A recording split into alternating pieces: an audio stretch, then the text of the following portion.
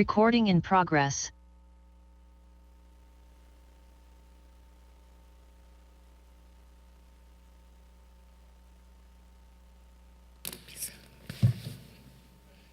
Sorry, the camera's going to go on right now. We are now live. Thank you. Good evening, everybody, and thank you for being here. Today is a very important meeting. We'll be having our budget meeting. This is a wonderful time of year for us. So, Madam Clerk, please start the meeting. Yes, Mayor, meeting is started. I hereby call a special open session meeting to order. This meeting is taking place with in-person attendance and by teleconference via Zoom. The public may access the meeting via the Santa Ana YouTube channel or the city's website. Please bear with us as the technology may disrupt the flow of the meeting. Madam Clerk, please conduct the roll call. Councilmember Becerra. Here. Councilmember Hernandez. Here. Councilmember Penaloza. Present. Councilmember Fan. Here. Councilmember Vasquez. Present. Mayor Amescua. Present. Okay. 6 members present in the chamber. Perfect, thank you. And before we proceed with the Madam Clerk, before we proceed with the Pledge of Allegiance, please make any announcements.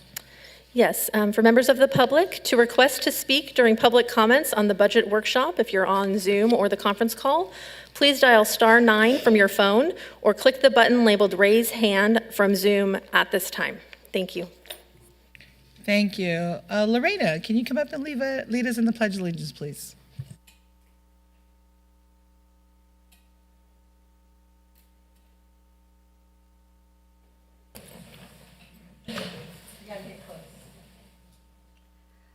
I pledge allegiance to the flag of the United States of America and to the republic for which it stands, one nation, under God, indivisible, with liberty and justice for all. Thank you very much.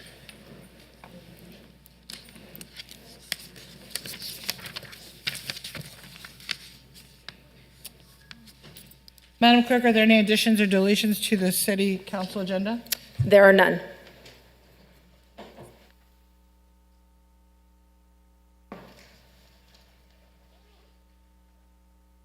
Just for informational purposes, there were no words of inspiration added to this meeting, so just to be clear on that. Okay, thank you. Okay.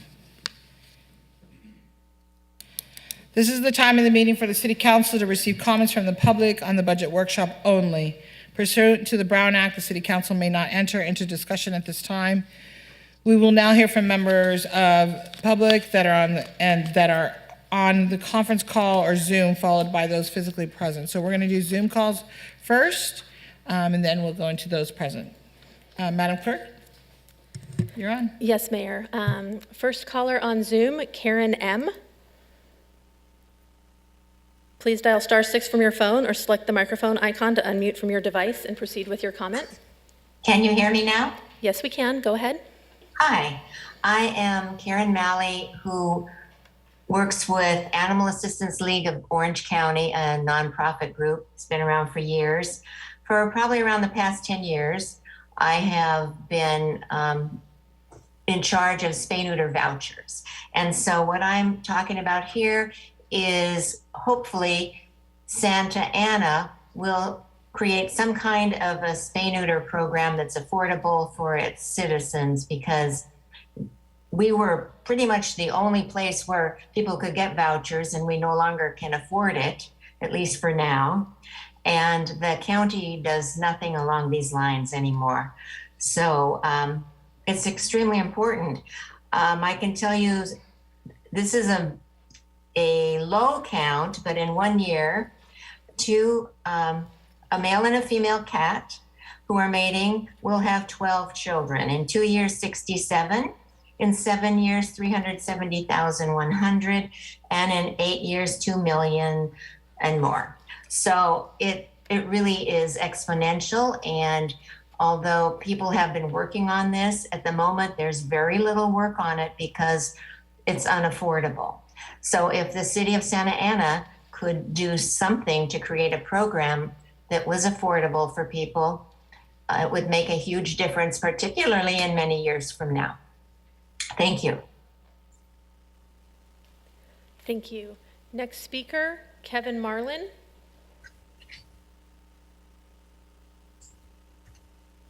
Okay, can everybody hear me? Yes. Okay. My name is Kevin Marlin. I'm the executive director for Orange County Animal Allies. We are also a nonprofit organization based here in Orange County. We're actually headquartered right here in Santa Ana as well. And I also wanted to speak to you regarding much needed improvements for animal services to the city of Santa Ana. And that's also one of the cities that which we serve. While our programs provide services for all of Orange County, approximately 1/4 of the calls for services that we receive for both spay and neuter and for veterinary care come from Santa Ana residents. Our programs strive to supplement the available programs for the underserved and low-income demographics, and they're not intended to replace them. And we don't currently receive any government grants or funding. Our operations are funded strictly based on public and local business donations. With the removal of Orange County Animal Care's services and programs that they have, they directly impacted the residents, and disproportionately so for Santa Ana residents with regard to spay and neuter, trap and neuter, and return for feral community cats, as well as for personal pets. OCAC has directly transferred calls to organizations like ours for animal intake for spay and neuter, and we don't currently have the budget or resources to accommodate those calls. And programs were not put in place to replace all of the burden and needs of the county. Currently, our programs rely on contracted veterinary clinics to meet the needs of medical spay and neuter programs. However, as you may be aware, this is not working very well, as veterinary programs within the county are grossly understaffed and underfunded, and there's just not enough available resources. We're currently working to resolve that program to provide the first Orange County nonprofit spay and neuter clinic, very likely to be hopefully placed in the city of Santa Ana, where we've called ourselves home for the last 6 years. And I'm asking the council to consider including funding to help assist the residents by offsetting those costs that currently fall on the residents, and more importantly, on the nonprofits and rescue groups that are trying desperately to prevent animal overpopulation in Orange County. It's a little bit discouraging that the Orange County government has not stepped up to offer better services for animal care, especially when we consider that our surrounding communities all offer services to residents. We need assistance with property acquisition and ultimately funding to help balance the costs so that residents trying to do the right thing by their animals are able to do so. I welcome further discussion with Orange County Animal Allies so that we work together to curb animal overpopulations and to help alleviate the frustration and despair experienced by so many when trying to care for their animals. Thank you. Thank you. Next speaker, username LADANDAVIA. Hi, yes, this is LaDan. Can everyone hear me? Yes, we can. Hi, thank you so much for your time. I will keep it as short as possible, but I am really, my name is LaDan again, and I run an organization called Friends of Normie. We are a nonprofit we're a cat rescue only. I wanted to come here today to please ask you just if there's any way that we can put some of this budget towards spay and neuter, whether it's vouchers or money towards a clinic or any kind of resource, because you know, I've done a little over 3,000 cats in the last 3 years, and more than half of those cats have all come from Santa Ana. And I have worked with your residents. I have cleared hoarding homes in your city. And what I've learned is I think the residents do want to do the right thing. They do want to get their cats fixed. They just don't have the resources to do it. And as a result of that, I mean, I've cleared homes in your city with hundreds of cats inside the house, and that's not an exaggeration.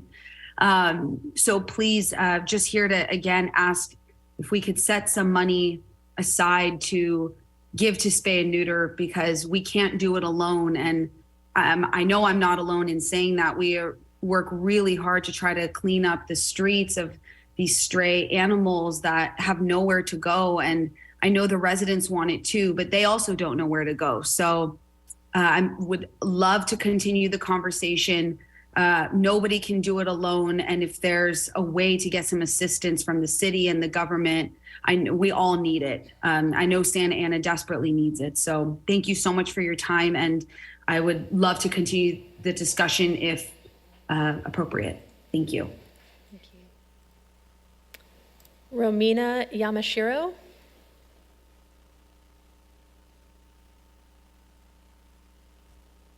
Hi, can you guys hear me? Yes, please go ahead. Sure. Dear members of Santa Ana City Council, my name is Romina. I am part of a dedicated community of animal welfare advocates who are deeply invested in the well-being of Santa Ana's animal population. Today, I'm here to discuss the need for a robust spay and neuter clinic, trap neuter return program, or some type of voucher or reimbursement initiative for nonprofit organizations aiding the animals within our city. It is with a sense of urgency that I bring this matter to your attention. As we all know, Santa Ana is grappling with the significant challenge of cat overpopulation. Every year, thousands of animals enter OC Animal Care, with the city bearing an annual cost of about $2.5 million.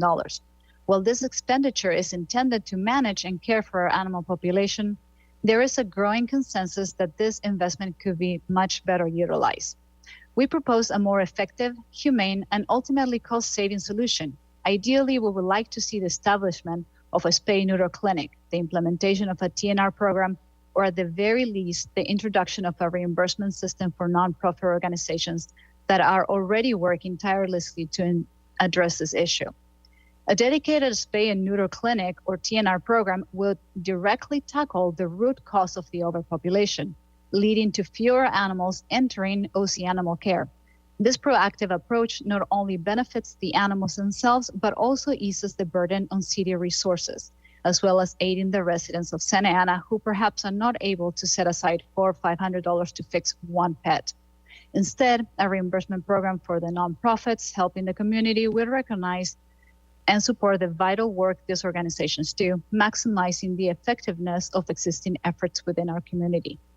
Furthermore, these proposed solutions have the potential to significantly reduce the city's expenditure on animal control, as well as the money being paid to OC Animal Care, thus freeing up funds that can be reinvested into other critical areas of need within our community.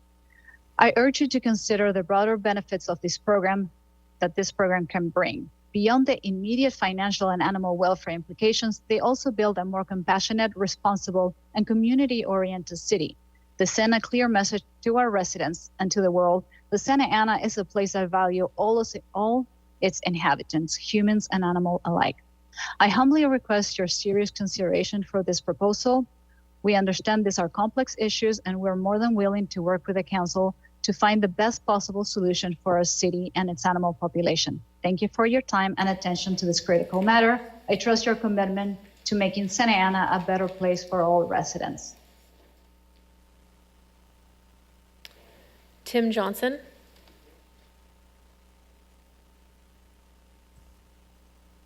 Hi, good evening, Council and Mayor and esteemed leaders of the city as well as the public. Tim Johnson here. I'm a resident of Ward 3. Hopefully everyone has had a chance to review my lengthy email today that I've been putting together for the past week or so, but I wanted to bring a couple quick things to everyone's attention in terms of our budget. We have a lot of wants and needs in our city, but we also have to be financially, fiscally appropriate with disseminating those funds. Our city is, although I'm part of the Major X Citizen Oversight Committee, I should say that these are my own comments and own feelings. Our city is woefully unprepared, I believe, for the 1/3 drop in Major X sales tax revenue from going from 1.5% down to 1%. So it's a 0.5% drop in the actual rate, which is a third of it. That's going to be about $29.5 million in today's dollars. So here in a few years, that's probably going to be closer to about a $35 million drop. And that's a cliff drop, one time. Think what our city is going to look like with a $30 million drop in revenue if we're not prepared for that. We need to start preparing for that today. We need to start saving funds. We need to start putting money into a Measure X sunset stabilization fund. We need to start today. If we wait, we're going to be in even more of a dire strait. Something else that most people don't know is that yes, we are able to meet our daily our expenditures. Our revenues are greater than our expenditures right now, but that is only part of the picture. Every single resident that is listening to this, I think there's 6 council members that are in chambers. Every single one of us is about $1,500 in debt that we don't even know we probably have. $1,500 of debt that our city will owe other people. If you look at our financial statements for 6/30/2022, you'll see that we have about $468 million deficit position in our unrestricted net position. So a deficit, that means negative. There are many cities half of the cities in our county are surplus cities. Their residents have a positive asset balance. Santa Ana is ranked 32nd out of 34 cities in Orange County in this fiscal measurement. This is a big problem we need to address. Going back to the Measure X drop, if you look at the 10-year outlook that Director Downs provides you and has provided the council for multiple years now, there's a huge drop. In my email, I highlighted it yellow because that Mr. Johnson, your time is up. Thank you very much. I appreciate it. Next speaker, John Ramirez.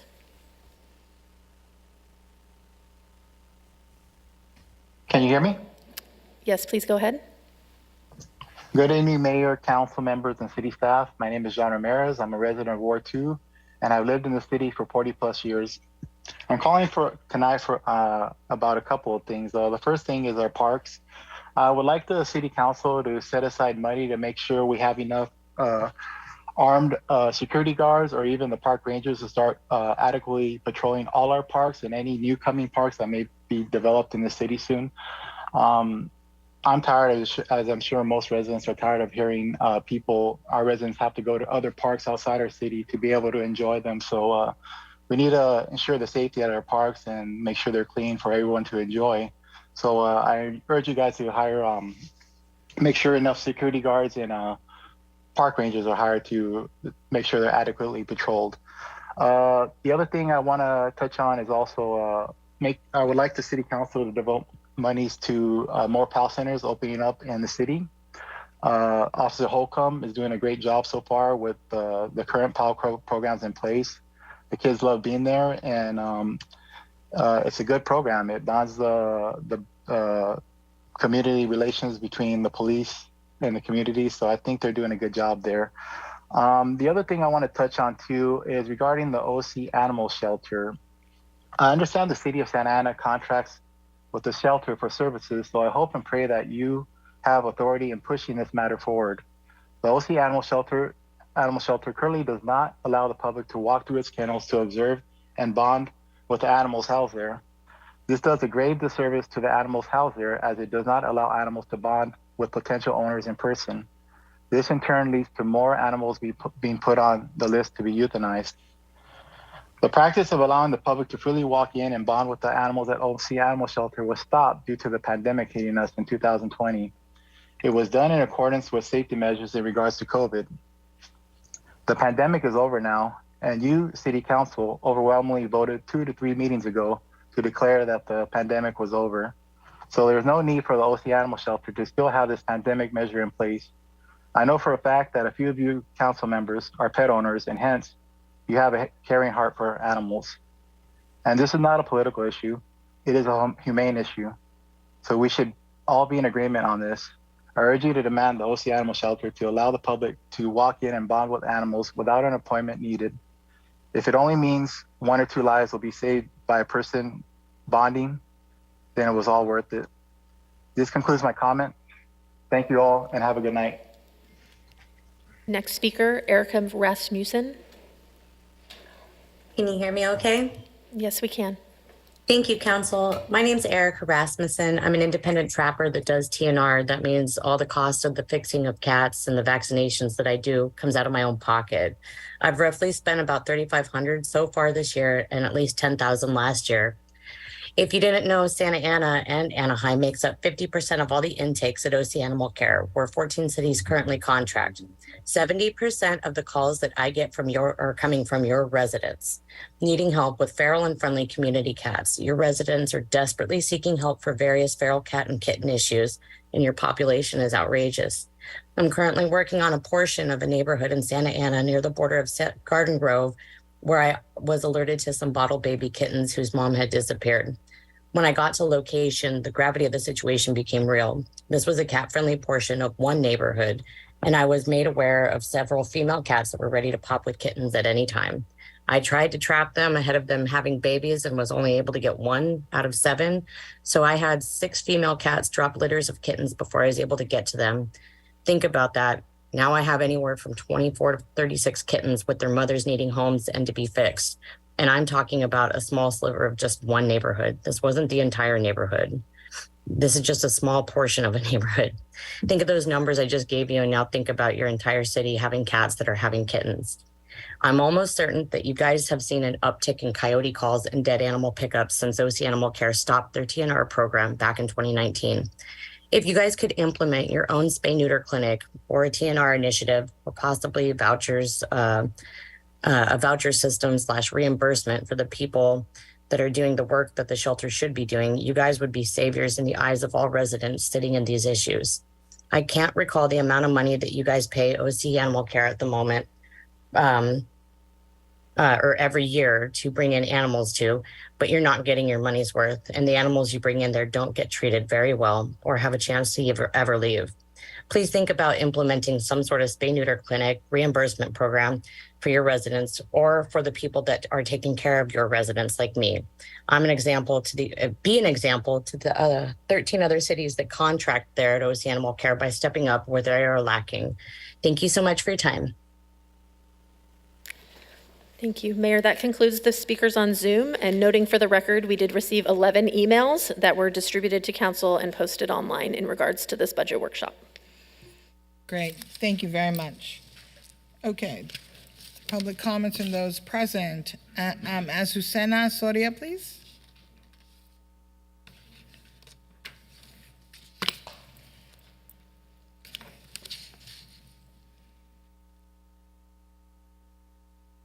Good afternoon. Good afternoon to the City Council. Hi, my name is Susana. I'm here for French Park Neighbors Association from David School. I'm asking for the if we could get the funds for the PAL program. It's going to be beneficial for all our children as well as the neighborhood. As we know, there's a lot of gang units and everything, so they're including our children from the school as well. And also there's a lot of homeless, so it would be a nice thing for the PAL program to be there, because if they see more cops going in back and forth, they will be like they will feel more secure as the neighbors, and our kids as well. They could also have programs, and also like sorry, I just got a bad call from my daughter that she's in the hospital right now. So I just. Oh, I'm sorry. She's epileptic, so sorry about this. So I just feel more comfortable if cops were there to support our school and our neighbors. And that's it. Thank you so much. Tina Davidson.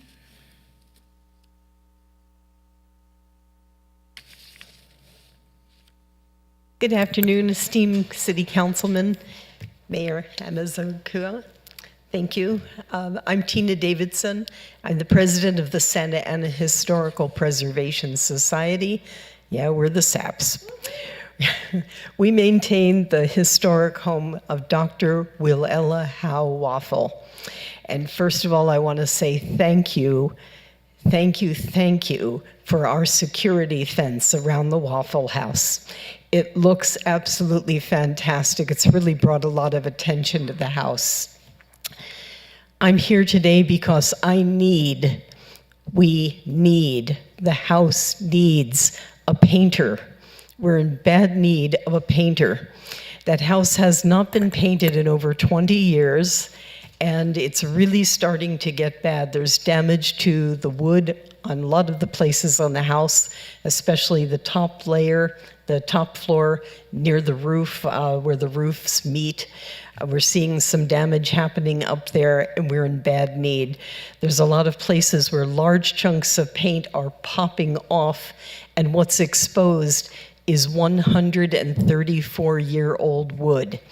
This house, in case you're not familiar with it, was built by Santa Ana's first lady doctor. What a gal. The house is fantastic. Construction-wise, we're in good shape. We're stable, we're okay. But we need a painter. I was able to get the paint donated by Bear Corporation. What do you even say to a company that will do that? It's just fantastic. But we need someone to apply it. Please give us funds. We have a bid already. We have a color scheme. It's going to add to the little pocket of earth that we're on. All the buildings around us are starting to be refurbished. Our color scheme is going to fit in with the community. We've had some professional help on that, also donated. But we are in desperate need. All the little things that go wrong with the house, we take care of on our own, and we're able to do that. But this time, this is beyond our budget. We're nonprofit also. We're all volunteers. None of us get paid a dime. But we are in need of painter. If you give us this painter, I guarantee I'm going to give you back a showstopper of a house. We're going to have a lot of traffic accidents with people stopping to look at it. If you have not seen the fence around, please drive by. It's absolutely magnificent. It really adds to it. This is the heartbeat of our community, built by an incredible woman. We have to keep that history alive. So we have to protect it. So I'm asking City Council to please set aside funds for us. Ms. Davidson. Thank you. Thank you very much. Dale Helvig.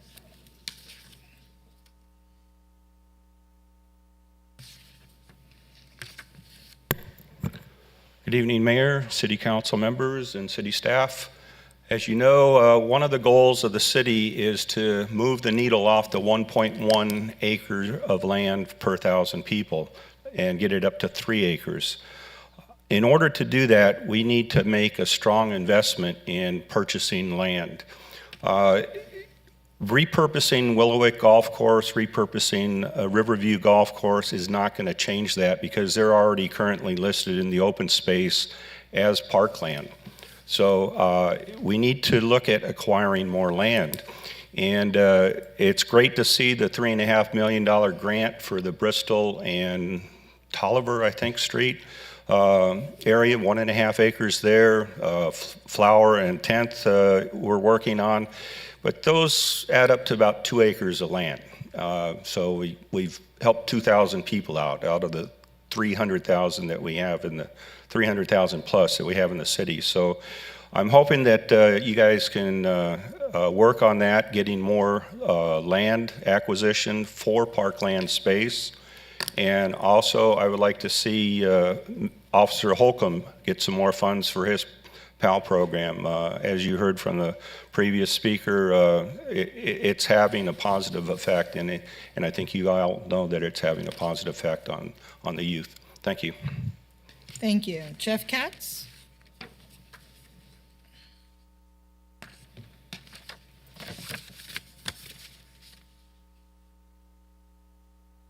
Good afternoon. I'm here with fellow Floral Park neighbor Evan Miles.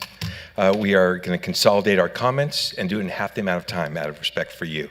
We're here not to speak on behalf of our neighborhood. We're here to speak on behalf of the Santa Ana Triangle. We've been working on this project for a couple of years, and thanks to the work of a number of council members and our mayor, and most importantly our chief, who've helped us address 2 gang homes that have now been eradicated, we're making some great headway. The nice part is that there's been a coalition of wonderful ministries, the city, but most importantly, a bunch of committed citizens doing stuff for a neighborhood that's not their own. But we need some funds. So we're here beseeching. We know cities are all about parks and infrastructure. This is a neighborhood that doesn't have any parks, has horrible infrastructure, but we want to get to the most challenging part, which is just giving the youth something else other than joining a gang.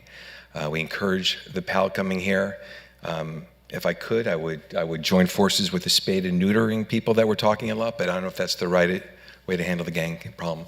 We've got other issues, but we think we can do it with the right youth programming, and we just need help from our city. Yeah, and the other comment I would just add with what Jeff said, it's been amazing to be a part of a group of people where we have people who have worked in different neighborhoods and who are a part of this who've had, a success in some of these efforts where I've watched over the years a lot of things that people have attempted to do. They haven't necessarily succeeded. You've got groups like Higher Ground, which is a nonprofit. You've got people who are advising us like Kevin Brown, who's a part of Side by Side Church, who's been involved in different neighborhoods in the community. And you've got people like Nadia Alvarado, Neutral Ground, who are kind of stepping forward. But in addition to having people with this kind of an issue, they can bring the right people on the table, I think, to really reach, the neighborhood, the youth, help build that neighborhood from within. We've been fortunate to have the neighborhood association for that neighborhood's, basically revive, restarted, and those neighbors, or kind of the leadership within that group being a part of this as well. So we're excited to have the neighbors from, the Triangle and other, French Court a part of this. And we're excited to have really an incredible group of people who have the experience to kind of help us succeed at this. You're making a liar out of me. We're done, but we're good. Thanks. Thank you very much. Mia Verdon?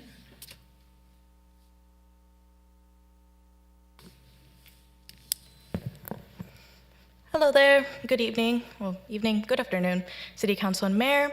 My name is Mia Verdin, and I am a lifelong born and raised resident of Santa Ana.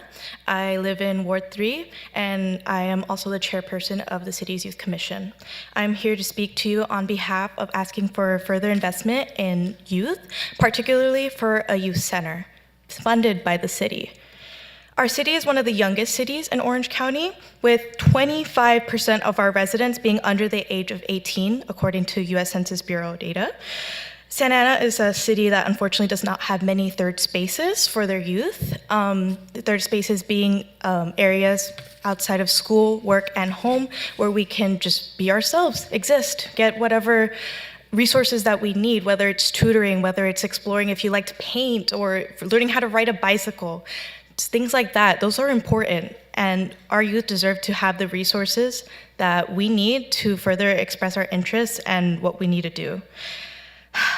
As a student in Santa Ana, I see firsthand what my peers experience in my community. I know for a fact that if this city committed to further investment in youth services, and that many opportunities would be given to our youth to fully flourish outside of the city. The city of Anaheim has 2 youth centers, the Downtown Anaheim Youth Center and the West Anaheim Youth Center. They include full-sized basketball courts, community meeting rooms, dance and fitness rooms, an internet-accessible computer lab, youth activity rooms, and youth programming rooms. Garden Grove also has a Buena Clinton Youth and Family Center that provides after-school tutoring for students in 1st to 6th grades, summer program for kids in middle school and elementary school, and a community engagement program for youth ages 13 to 18. These other cities all have numerous youth centers. So why is Santa Ana the only city without a proper youth center that is actually funded by the city, not just a nonprofit organization? While the Santa Ana Public Library and the Salgado Community Center have youth spaces and programming, they are also only geared for youth ages 13 to 17. All of the youth below the age of 13 and older than the age of 17 deserve to be supported by their city. While only 10% of Santa Ana's residents are older than 65, the city also offers 2 senior centers that are fully funded by the city. So where's the one for the youth? In the proposed budget, $146 million would be going to the police department, which is a $6 million increase from the last adopted budget, while at the same time, only $700,000 is being increased for things like the library. That's another thing I would like to touch on quickly. The city of Santa Ana only has 2 libraries, while the city of Anaheim, that only has 45,000 more residents, has 10. Do better. The money is there. Thank you. Carl Bettinger.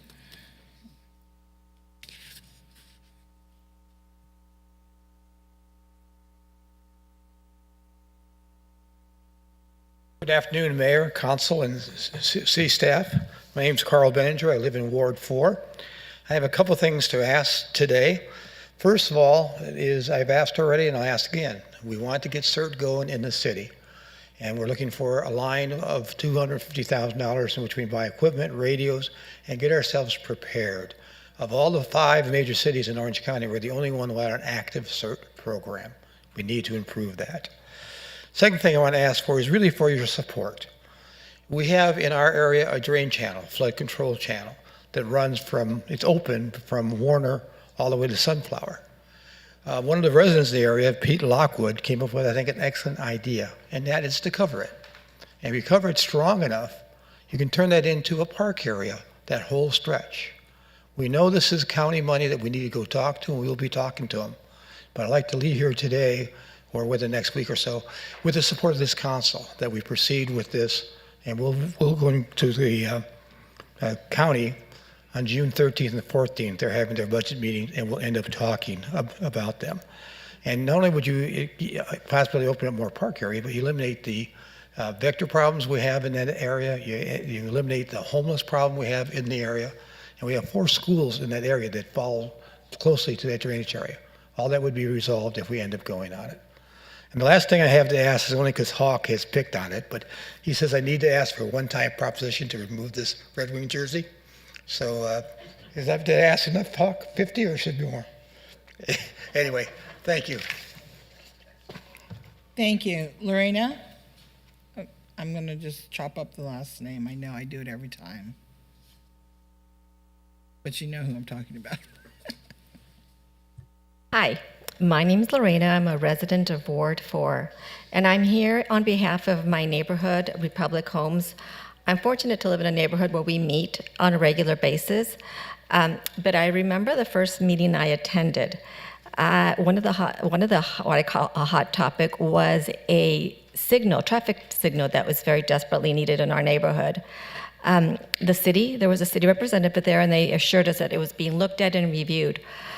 Well, I remember this meeting is because I was 8 months pregnant, and during the neighborhood meeting, I started to have contractions.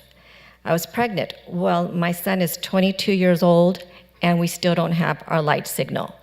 This signal is dangerous for our community. We've had countless accidents, 2 of them that resulting in deaths. I often see families crossing to get their kids from our neighborhood over to Jefferson Elementary School. And just last week, I saw a lady running across the street, pushing a stroller while she had a little baby walking in her hand. And it's also very dangerous. We only have 2 entrances and exits in our neighborhood, and both of them are very dangerous for our residents to exit and turn left. So I am asking the city council to please fund our traffic signal, that it's much needed. Thank you. Thank you very much. That ends public comments at this time. The only item on today's agenda is the fiscal year 23-24 budget workshop. Madam City Manager, may we have the presentation, please? Thank you, Honorable Mayor, Mayor Pro Tem, and council members. We have about a 20-minute presentation for you. That is the accumulation of, this is the 3rd time to receive input. So we had the early budget direction, we had the first workshop, this is the 2nd workshop, and in addition, I know you all received 825 pages of proposed budget. So you have that as well. I'm feeling really good at our progress that we've made so far, but I will turn it over to Executive Director Catherine Downs, and she's going to walk you through the presentation.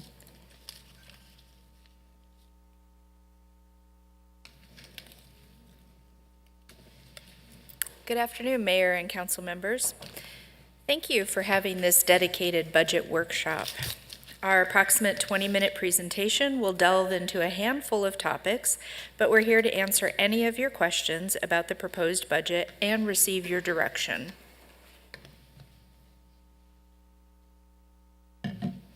This presentation includes an overview of the proposed budget, some background and best practices, discussion topics, and next steps. First, an overview of the budget. These are the changes made to the proposed budget since receiving your May 2nd direction. We believe the proposal reflects the council and community spending priorities. We removed the $200,000 increase for crossing guards and shifted that money to add community intervention programs. We will continue to pursue school district contributions to fund the difference between our budgeted spending and the current level of service. We've added one-time spending for stadium flooring, the water tower safety and feasibility study for visitors, security cameras, and test case expansion of existing programs for community intervention and animal services. Recurring spending has been added for a beat-making program. The $200,000 for the community intervention recurring programs is the amount shifted from crossing guards. The proposed general fund budget is balanced.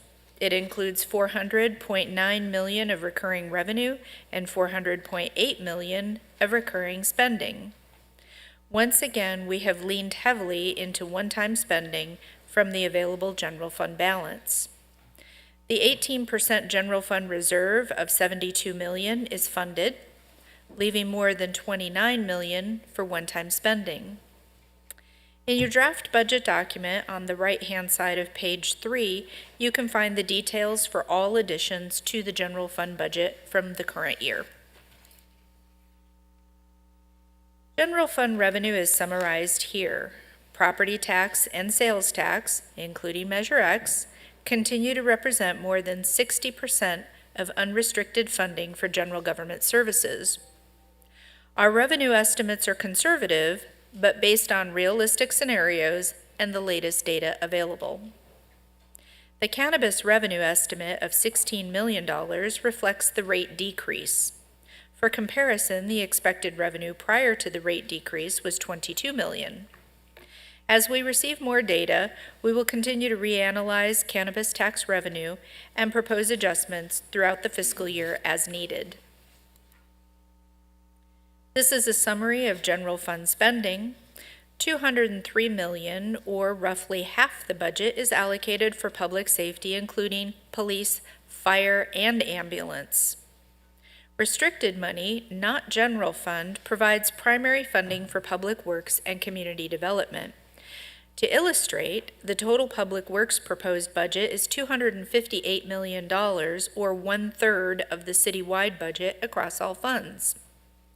The total community development budget, which includes housing assistance, is $134.5 million across all funds. You will be able to see department summary information during your June 6th public hearing. Next, we'll take a look at the general fund 10-year outlook with a couple additional scenarios. The outlook is a tool to identify potential future budget gaps. We take the proposed recurring budget and factor inflation for years 2 through 10 of the model. We include known events like scheduled debt payoffs and the Measure X rate reduction in 2029. None of us can predict the future, so actual results will always vary from our different models. In fiscal year 21, the outlook showed a $74 million gap in 2029 due to the Measure X rate reduction. After pension refinancing, the fiscal year 23 outlook showed a reduced budget gap of only $21 million. However, one bad year of revenue does have a significant impact on the entire outlook. For fiscal year 24, we expect general fund revenue to be flat with no significant overall increase. This had the effect of increasing that potential budget gap in 2029. The updated general fund 10-year outlook includes the following assumptions. Only recurring spending is included, debt payoffs, the Measure X rate decrease, inflationary increases based on the CPI forecasted by the California Department of Finance, An early estimate of $1 million for the city's contribution to OC streetcar operations beginning in fiscal year 25, year 2 of the model. Even though some employee bargaining groups are still in negotiations, we have also included planned wage increases. This is the updated version of the model. For year 1, the proposed budget, we are balanced. We get a spending reprieve in year 2 with payoff of the police building debt. The 2029 budget gap in this status quo model is $24.7 million. There's a good chance that future years will include increased spending for employee pension contributions, but we do not yet have those numbers from CalPERS reflecting recent low investment returns. I'm sure you've all heard the discussion in the news regarding expected recession. By many accounts, it is expected to be a quote-unquote mild recession. Mild recession is defined in a variety of ways by different economists. In this illustrative model, I have gone with a 1.2% sales tax decrease for 12 months, including Measure X. With this scenario, you can see how quickly the reprieve from paying off the police building debt disappears, and the 2029 budget gap widens to $31.4 million. Each time we have provided a 10-year outlook, we mention that it does not include new revenue from development. There is a reason we don't include that potential new revenue. Development projects can easily be delayed, change scope, or simply not materialize. With that said, this is an illustrative example of an outlook with new revenue from 3 sample developments: a medium-sized mixed-use project, a small hotel project, and a very large mixed-use project. If we were to realize new revenue from these potential developments, the 2029 budget gap effectively disappears. A scenario like this would provide the city with an opportunity to focus on one-time spending before 2029 to improve parks and rehab streets. Staying away from the expansion of recurring services would help us reach the goal of having a balanced budget when the Measure X tax rate decreases, and we could provide more tangible improvements for the community directly related to Measure X taxation. On May 2nd, the Council directed us to bring back the plan for the Measure X tax rate decrease.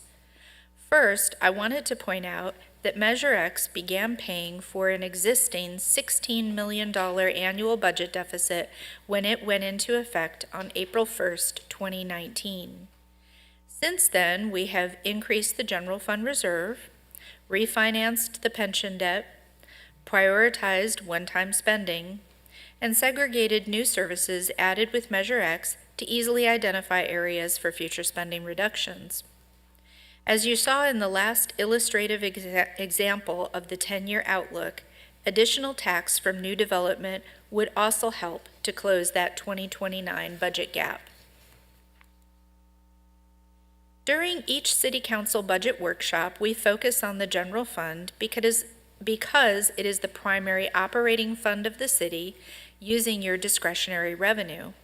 Next, I would like to focus on restricted funds. Spending restrictions come from grant awards, other federal and state allocations, developer fees, and our own enterprise funds supported by user fees for individual benefit. Some example of restricted funds are included here. Measure to M2 and gas tax can only be used for street improvements and right-of-way maintenance. The water, sewer, and refuse enterprises collect fees that can only be used to provide services to system customers. Housing money can only be used to provide housing assistance. This is a summary of the entire proposed city budget totaling $764 million. The general fund accounts for more than half of the budget. The remaining portion is for restricted funds. We focus less on those because there is little to no city council discretion for how those funds are spent. Your discretion comes in the form of approving recommended projects for those funds in separate reports, such as the CDBG spending plan that you approved on May 2nd. Every city, including Santa Ana, uses internal service funds to centrally account for services provided to various departments. Examples include fleet maintenance and workers' compensation payments. The cost of these internal services is allocated to each department based on their proportionate usage. The City Council's reserve policy does not require reserve balances for these funds, but sets ideal targets to ensure internal services are fully funded. Realistically, much of these internal service costs are allocated to department budgets within the general fund. Due to competing demands for general fund money, we have been very careful to control the increase of internal service charges. In past budget reports, both during the annual budget process and in quarterly reports, we've given the City Council a heads up that certain funds are underfunded and have requested additional infusions of one-time money. I wanted to show you our full list of internal service funds with the estimated balance at June 30, 2024, and the target balance for each. Some of these funds are doing okay, but for others, we do need to find long-term solutions. An example is the Public Works Project Management Fund. Engineers charge their time to projects they are working on. Usually, those projects are funded with restricted money. Sometimes the restrictions limit the amount an engineer can charge. Overall, engineers cannot charge their time for admin, management, and non-productive time such as vacation. Staff has been working on improving the business model. An example is obtaining approval from granting agencies for increased bill rates. But more work needs to be done. It is possible that as funding allows, we may return with a request for a general fund infusion for Public Works Project Management. Next, I would like to turn the presentation over to our Assistant Finance Director, Alex Trinidad, who oversees the Budget Office. Good evening, Mayor and Council members. So this part of the presentation, I'll briefly go over a little bit of background on our budget as well as best practices.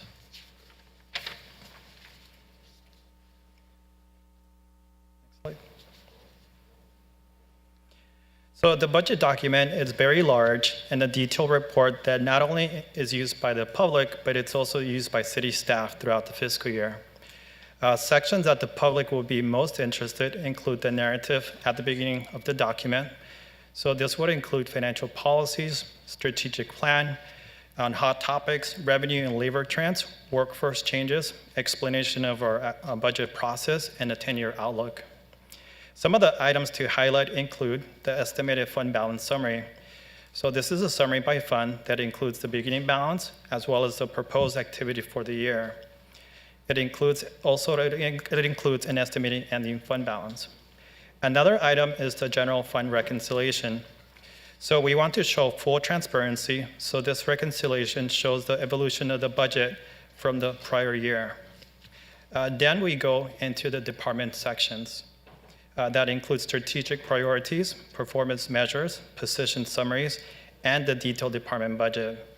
The final budget document will include all these sections. The draft budget includes only the budget detail information for now. So I would like to have a reminder to the public that state law limits the city's ability to raise revenues. Taxes are for general benefit and must be approved by the voters. So this will require a simple majority for general tax or 2/3 majority for restricted uses. The other revenues are for fees for individual benefits and are limited to the cost recovery. We wanted to share recent developments. The Taxpayer Protection and Government Accountability Act has qualified for the November 2024 statewide ballot to further limit local government's ability to raise revenues. So this would raise the approval threshold to general taxes to 2/3. This would also expand the definition of tax to include regulatory fees. This includes development fees. And lastly, this would be retroactive to January 2022.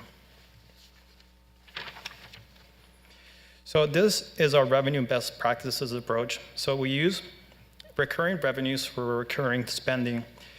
We focus also on utilizing most of the restricted sources first before using general fund money.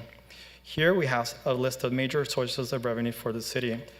For taxes, this includes property, sales tax, and others that are used to fund public services such as safety and recreational activities. Fees or charges to cover individual service costs. Some examples include permits and water utility charges. The city receives various different grants and other federal and state allocations that are used for restricted purposes. Some examples include street improvements and housing. So the budget draft document also includes a proposed capital improvement program. This is scheduled to go to the Planning Commission on June 12. As part of the best practices, we use the following. So we maintain existing assets before developing more. We utilize professionally developed master plan to prioritize projects. And lastly, we include consideration of future maintenance and replacement costs. So this concludes my section. Thank you. Thanks, Alex. The next section of the presentation will focus on topics for City Council discussion and direction. On May 2nd, we heard a mixed reaction to the proposed fee increase of 4.1%. Fees are charged for services that benefit individuals, such as a building permit fee. The proposal is based on actual employee compensation increases, including negotiated increases and step increases. These fees help pay for employees who provide services, as well as the systems they use to do the job. We are in various stages of modernizing those systems, which include business license tax, financials and payroll, credit card processing, land management system, and the dog licensing system. We continue to recommend the fee increase, which is well within the CPI increase of 5.56%. If the City Council directs us to decrease or eliminate the fee proposal, we would also seek direction for spending that should be reduced to rebalance the proposed budget. On Tuesday, the agenda for your regular May 16th meeting was published. Agenda item 9 outlines the recommendations for a rental registry fee to fund a new rent stabilization program based upon implementation of the related City Council ordinance. The proposed budget includes the recommended $100 per unit fee, as well as new program spending. On May 2nd, City Council requested information for police officer deployments in different areas of the city. We've included information here for South Bristol Corridor, downtown Santa Ana, and each City Council ward. The police chief has separately provided you with detailed information on these deployments. The city has moved forward with a number of environmental justice implementation actions from the general plan. The proposed budget includes the activities of an environmental services division within the Planning and Building Agency, as well as $750,000 to prepare a climate action plan. The city has collaborated with OC Healthcare and other organizations to raise awareness for increased health care. And the Delhi groundwater cleanup is the first interagency initiative to address environmental issues. Our current concession contract ends in several months. An RFP for a new concession contract has been posted, and proposals are due on June 19th. Alcohol service at both the zoo and stadium is a mandatory requirement of the RFP. Parks and Recreation is working to promote the RFP to local concessionaires. The city has identified 6 park sites for splash pads. The plans and specs are nearly complete for all. The budget includes funding for the first 2 sites at Madison Park and Thornton Park. We also have a status update for park restrooms. Prefab restrooms have been completed in Memorial, Campesino, and Madison. Prefabs are funded and in process for Angels, Windsor, Heritage, and Riverview. Renovations of existing restrooms will be completed soon for Santiago West and rentals at Santiago Gas House. Other renovations in process include the lawn bowling and nature centers. We still need funding for renovations of El Salvador and Santiago baseball field restrooms. Now, this is an excellent example of what can be funded next year when the police building debt is paid off. Parks and Recreation is creating a master plan for park restrooms. I noted earlier in the presentation that our general fund revenue estimate includes the impact of cannabis tax rate decreases. 2/3 of that tax revenue is transferred to the Cannabis Public Benefit Fund to be used for youth and enforcement services. This summary includes the estimated fund balance at July 1st, 2023, along with a reduced funding transfer for fiscal year 24 and the proposed spending budget. The fiscal year 23 budget included significant one-time spending.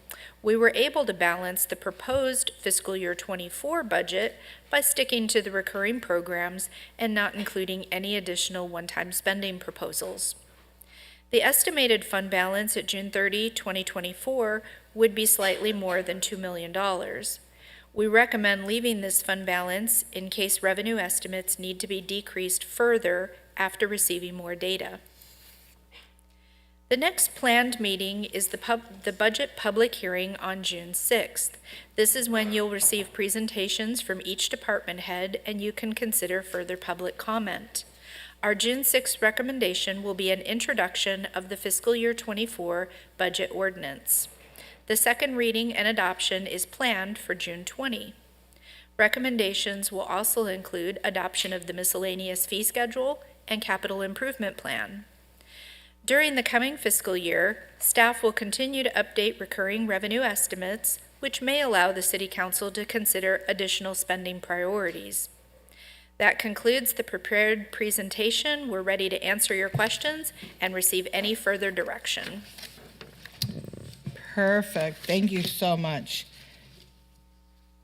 And I see here our next public hearing, June 6th, City Manager, and we want to adopt on June 20th. Hopefully we get there, right? Okay. I'll call on each council member to provide comments and direction. We'll follow the decorum procedures from our resolution establishing rules and procedures, where each council member will have 3 minutes for their initial comments. Once all council members have spoken, we can have additional rounds of 3 minutes each if needed. Madam City Attorney, can you explain that a little bit, please? Yes, good afternoon, Mayor and members of the City Council. Santa Ana Municipal Code Section 2-104 provides that the City Council shall, by resolution, adopt rules of decorum and order for its meetings. Such rules shall include time limits and other standards for debate and discussion. Resolution 2013-019 establishes these rules. Section 5 provides that a council member should limit himself or herself to 3 minutes at any one time without permission of the presiding officer. Thank you very much. So just to inform the council, when you ask a question of staff, the clock will stop. Once you start speaking, the clock will start again. I believe, Jennifer, that is what you had informed me. Also, which is great for us when you want to speak in front of you, I think Jennifer has showed Norma, all of you, how to push the button to speak. It's easier that way, so I don't have to keep looking all around and miss somebody. So please hit the button to speak, and then I'll see it right in front of me, which is wonderful, yay, and then I will call on you. Okay, so thank you. All right, let's get started. All right, I see that hand went up. Mr. Hernandez, Councilman Hernandez. Thank you, Mayor Mesqua. Just want to thank our staff for the presentation. I am supportive of the one-time spending that is being proposed for the stadium flooring and a forklift at $980,000. This will help us generate revenue for the city, host regular sporting activities and events there. So I'm supportive of the feral cat trap and release RFP for low-income assistance to spay and neuter. I know Councilmember Peñalosa and I have been advocates for animals, and our furry friends need some more support, so I'm supportive of that. I am supportive of the one-time spending for additional expansion of community intervention. I'm supportive of recurring spending for beat making.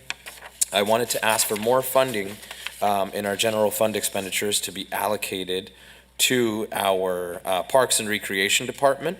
They are currently at 15.21 million, which is only 3.6.7% of our budget.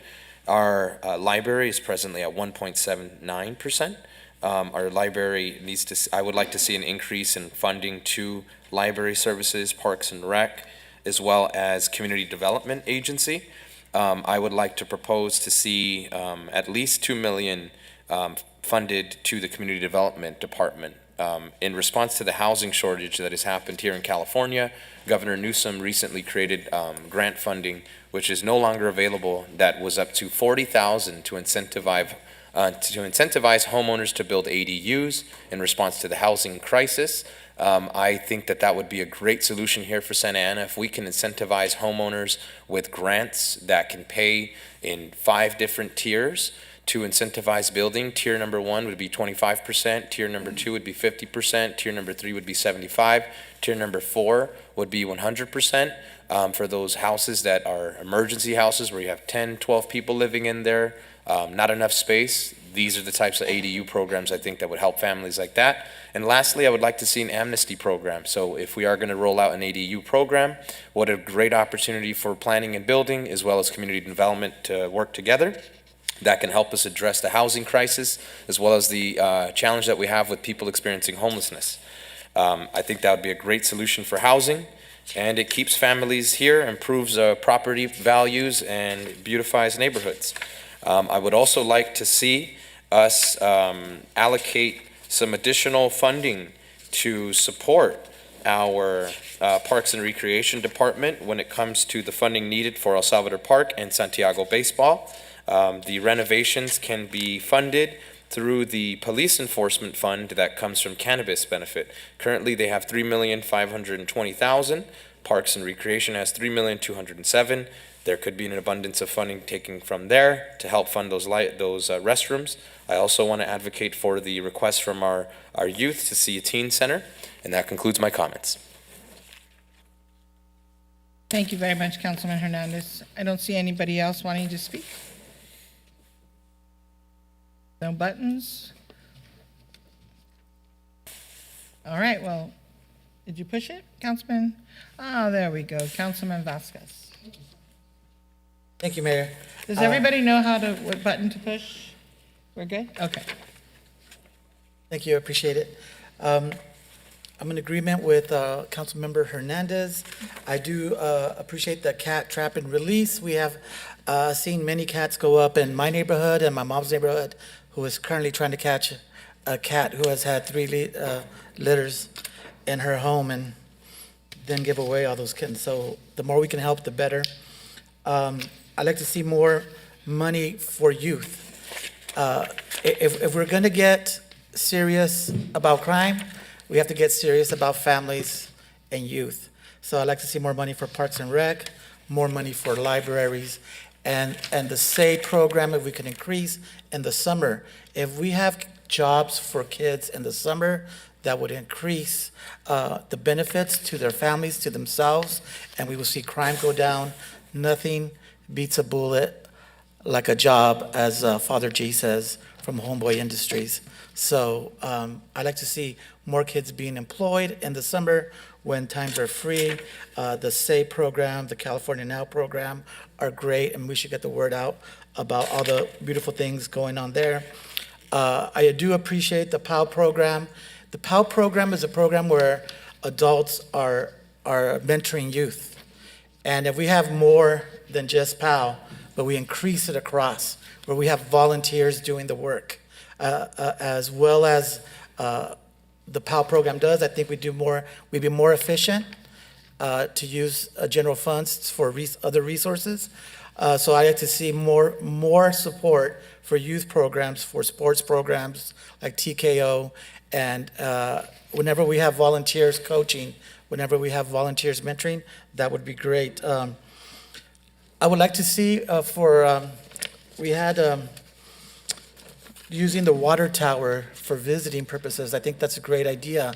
And I would like to see also we could expand revenue by having on-site consumption of cannabis.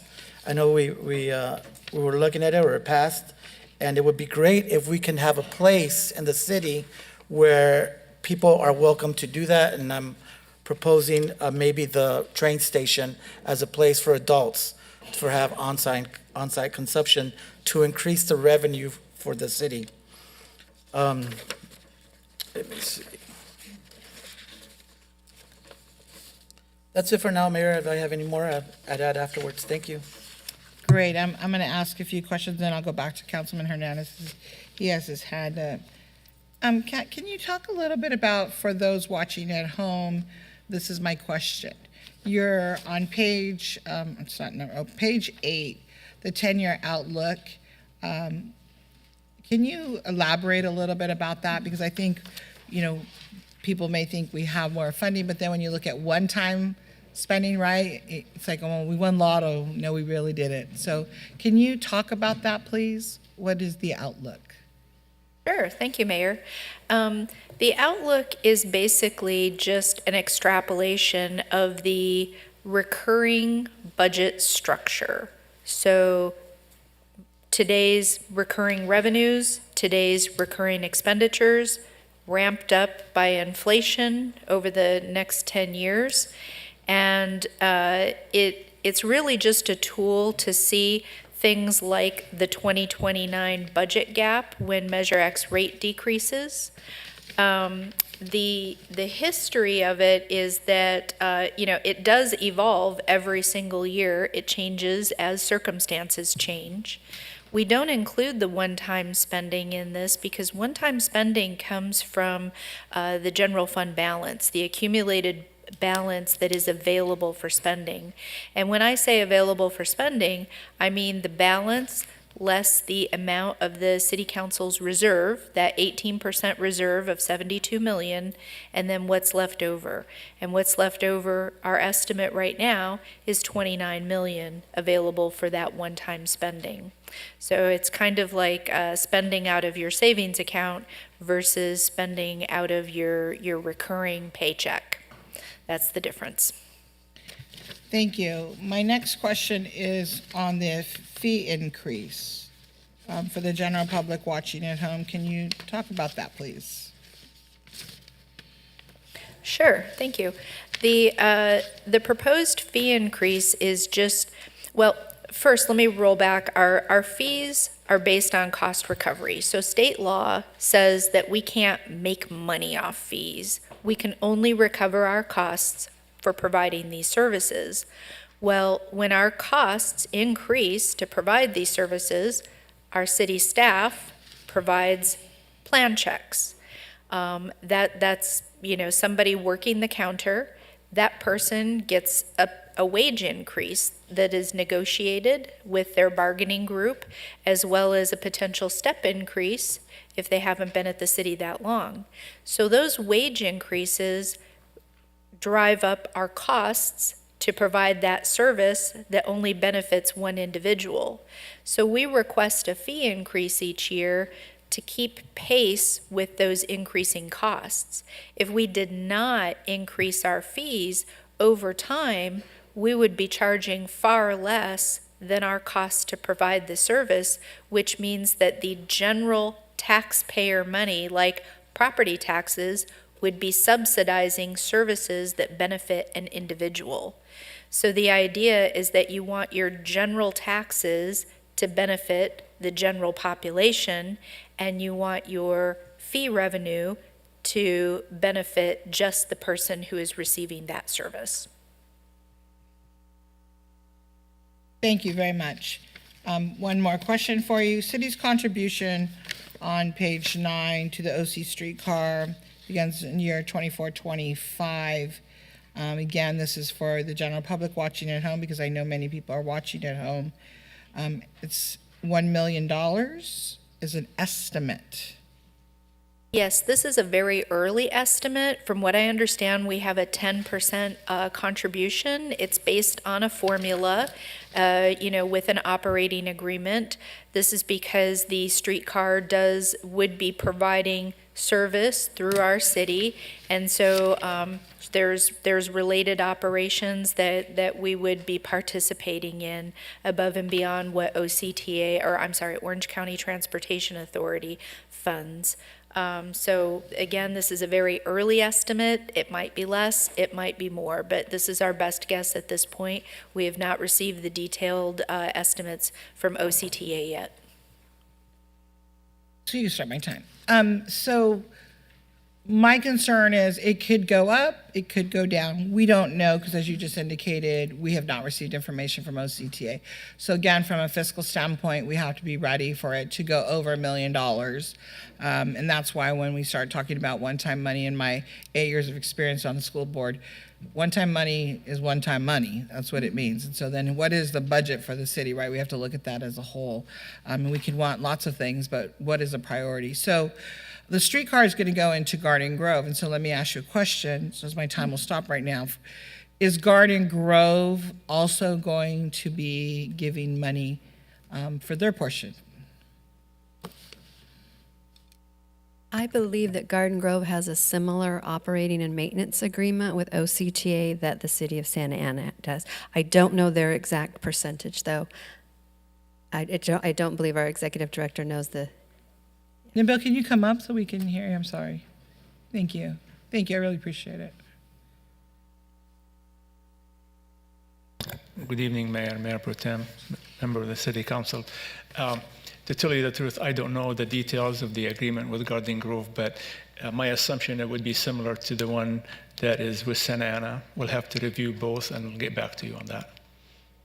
So but our amount can increase. It can be more than $1 million. It's possible, yes. This is just an estimate, and it's early estimate. And what did you base the estimate on? We've had conversation with the OCTA staff, and 10% of the operation right now indicates about $1 million.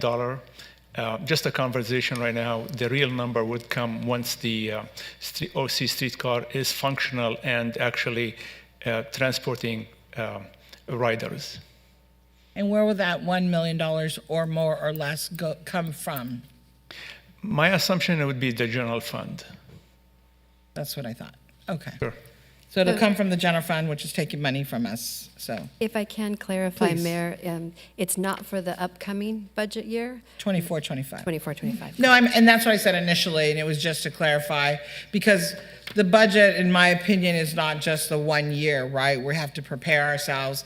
Like, I think, Kathleen, you were talking about like your savings at home, right? You have to prepare yourself. They recommend you have 6 months of your mortgage payment in your savings account. Why? For that rainy day, right? Or up to a year. So 24-25 is going to be here in a blink of an eye. And so then we don't know if it's going to be over $1 million or less than $1 million. And I think it's important for the community to know that. And I wasn't here when the streetcar started or was approved, and I don't know if anybody else was, but was the council made aware that there was going to be a cost to us? That is a question. To tell you the truth, I'm not sure what the conversation was at those days because it was before my time. Mayor, also it was before my time, but I do believe that in the process of approving the streetcar, the format and template for the operation and maintenance agreement the council was aware of it. Great, thank you. Can I, and I don't know if any other council members, but can I get the history from the streetcar, the complete history all the way from the start so that I can take a look at it just for financial purposes? I want to see how much money or if there's any other additional funding. There's a lot of things in here I agree with. I think one of the things that I really hope that we can find the funding for is the CERT program. It is not if there's going to be emergency, but when. And we need to be prepared for it as a community, as other cities are prepared. Also, I'm very supportive of the PAL program. And then I had mentioned previously code enforcement. We need to take a look at code enforcement and staffing among code enforcement.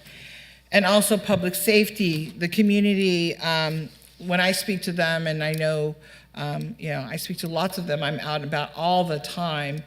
Yes, parks are very important, but we need to have safe parks. So we need to have, either police or security or park rangers to protect our parks and our families that are at the parks, and so that they're not being bothered or there's not any issues going on. So it doesn't take maybe from the police department services.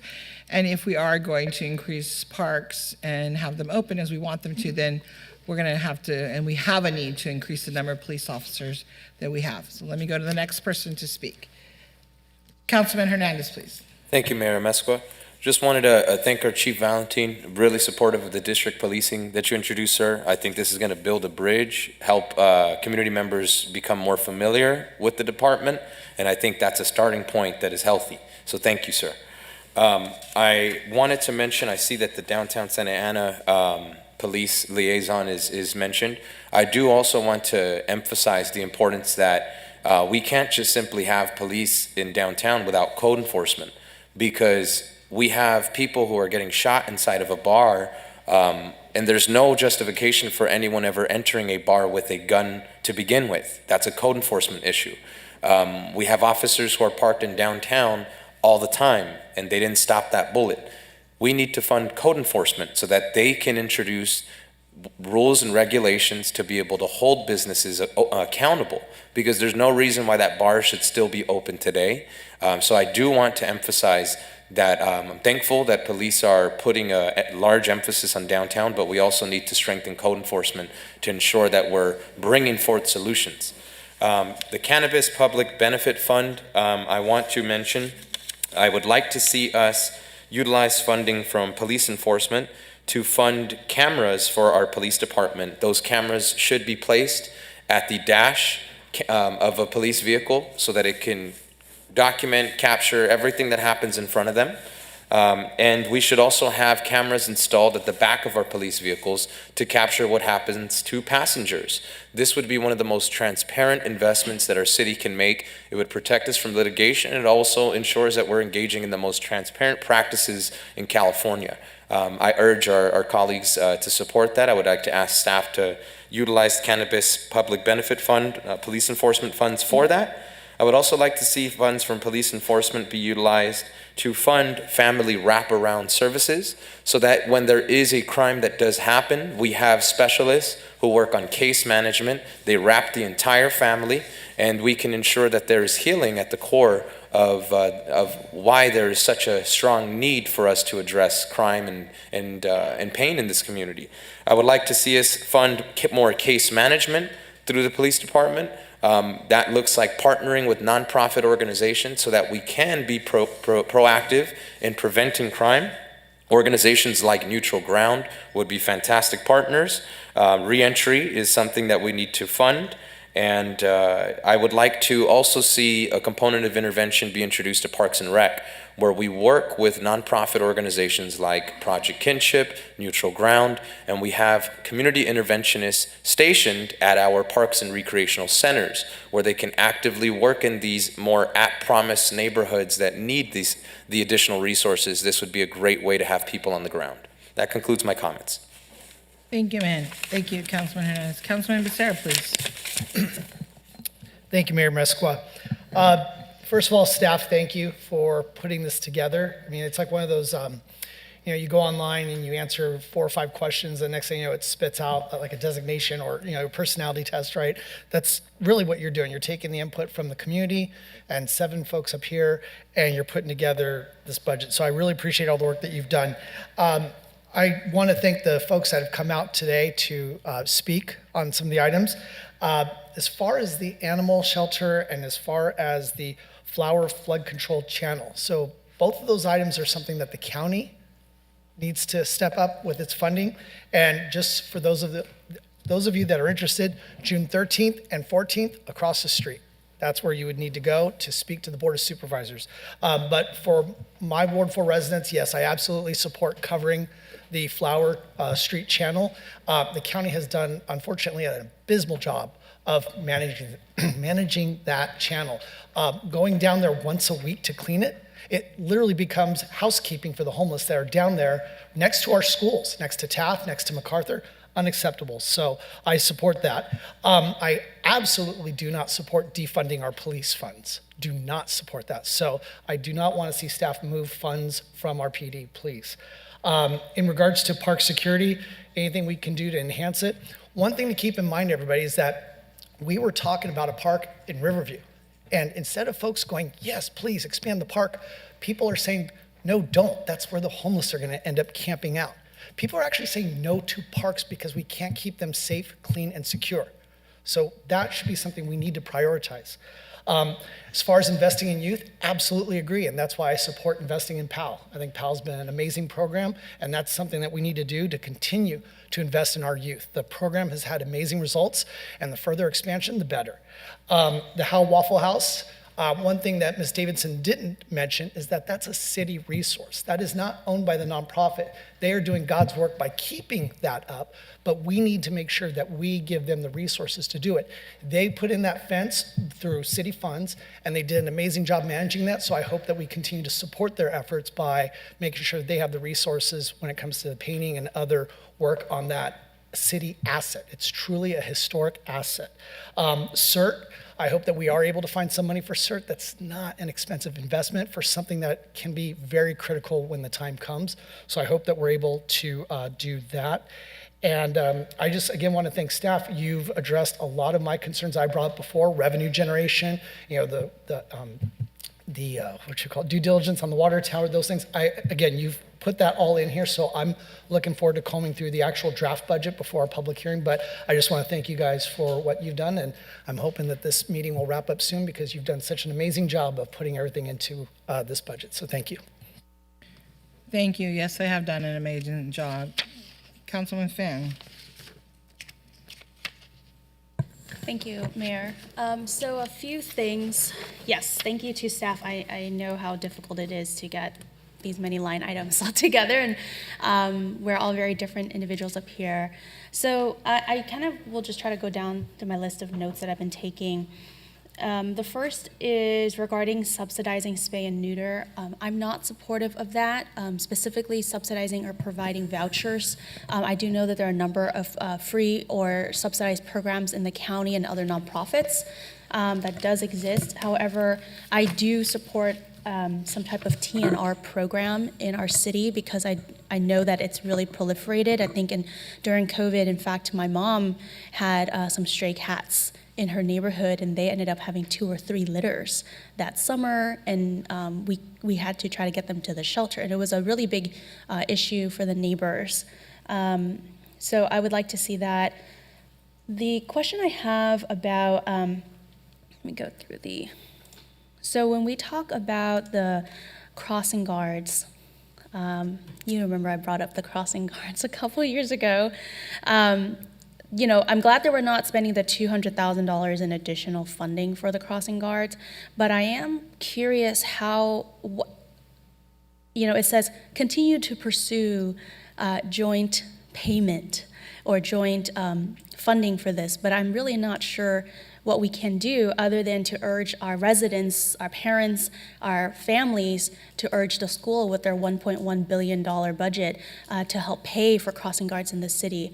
In fact, many of our city streets, schools are nearby major arterials on Fairview and whatnot, these big streets where a lot of drivers are not watching where they're going and they're hitting children and families.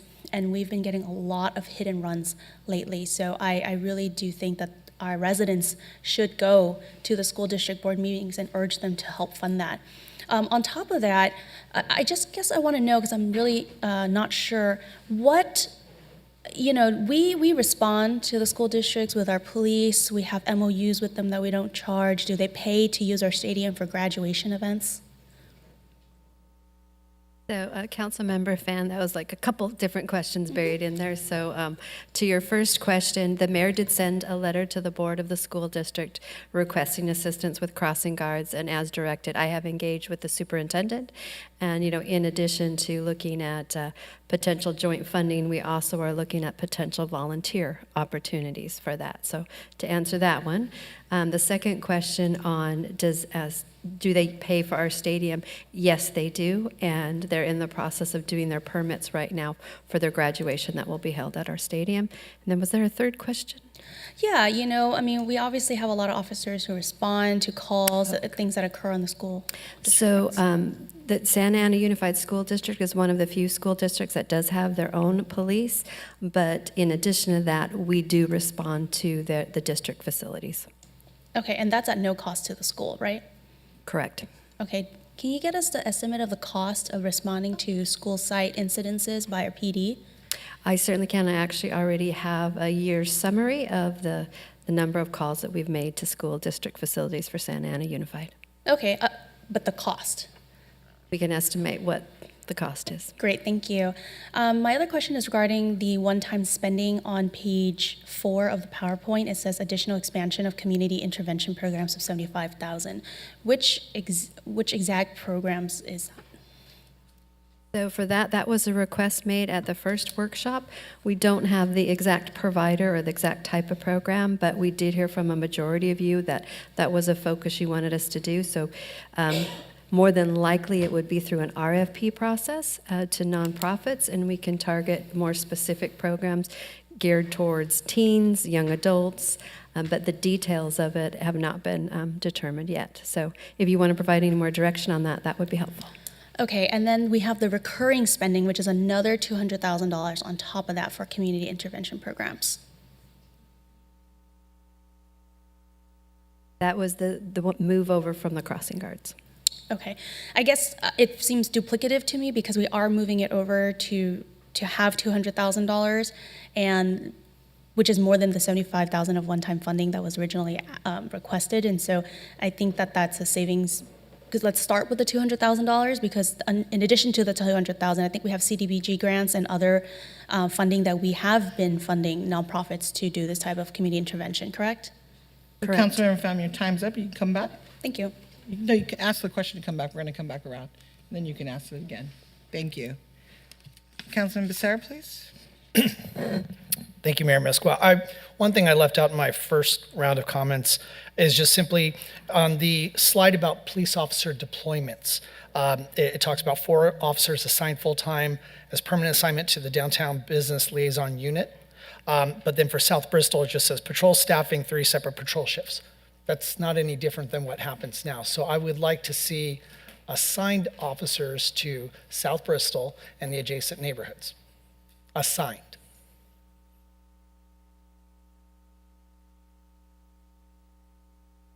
All good? Is that a question?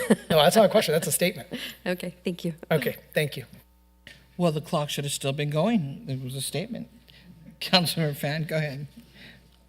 Thank you, Mayor. To follow up regarding park security, and I just wanted to say that we've seen a big improvement in some of our parks, partly because of the new tree trimming policies and processes. And specifically, I drive around Windsor Park a lot, and you can actually see into the park now, which is really, really nice. And so I think we should really just keep that up. Where we're doing it, right? We heard from residents that park security is an important aspect of ensuring that our residents can use this park. It's happening. We have a new security contractor, Lion Security, which is different. They've only been working with us for a few months now, so let's give them an opportunity and let's see how that changes, and maybe we can revisit this, any type of increase and whatnot in the mid-year budget update. If we need to increase that work, because Lion Security is armed. They do have a specific supervisor, where they can be armed. Yeah, they can be armed, but let's give them an opportunity to see what additional work we need to see them do. The next thing I want to mention is regarding the cameras in the back of the police cars. I think that's a great idea, Councilmember Hernandez, but I'd like to see that work being done and that policy being reviewed and implemented by the Police Oversight Commission. I think that would give them the opportunity to really study what kind of cameras, how that would be implemented, when it needs to be turned on, et cetera, and really have a robust discussion with our community on how to do that. So that's where I would go. The final thing, and that I would like to look at is, we're talking about the decrease in funding and revenue over the next few years as a result of the sunset for Measure X. And we're talking about one-time funding. So I think, Mayor, you really brought up what's a one-time funding. And this was actually something that Councilmember Peñalosa had brought up last time that I think is a really great idea, but don't hate me, staff, is the Winter Village. It's a really wonderful, fun time, but when it was brought up under ARPA funding, specifically from ARPA funding, it was to really generate some revenue and bring some cheer to our communities. And last year it cost us $900,000 out of the general fund, and now we're looking at $1.4 million. And that, I believe, is a net estimate, right, from ticket sales. I just tried to crunch the numbers. We had 35,000 people estimated attendance. Even if about 15,000 of them are paying about $40 to go skating, we're still looking at a really large amount of funding from the city. And while I do think it's a really fantastic time, I just think that $1.4 million can be used better in other ways and different programming.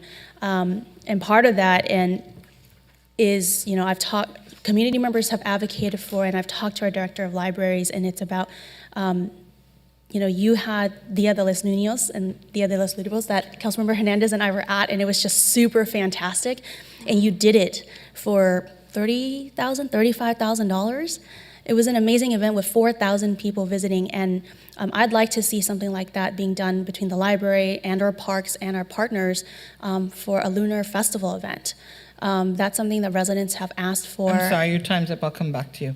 Okay, thank you. Thank you. I want to stick to what we had agreed to. Councilman Penalosa, please. Thank you, Mayor Amezcua, and I just want to thank our lovely staff for putting this together. I know you've all been working really hard.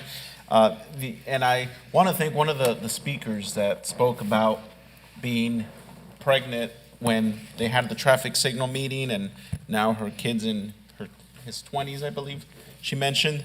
Madam City Manager reminded me of our conversation that I've often had with you about Bristol Street and how I was in diapers when that project started.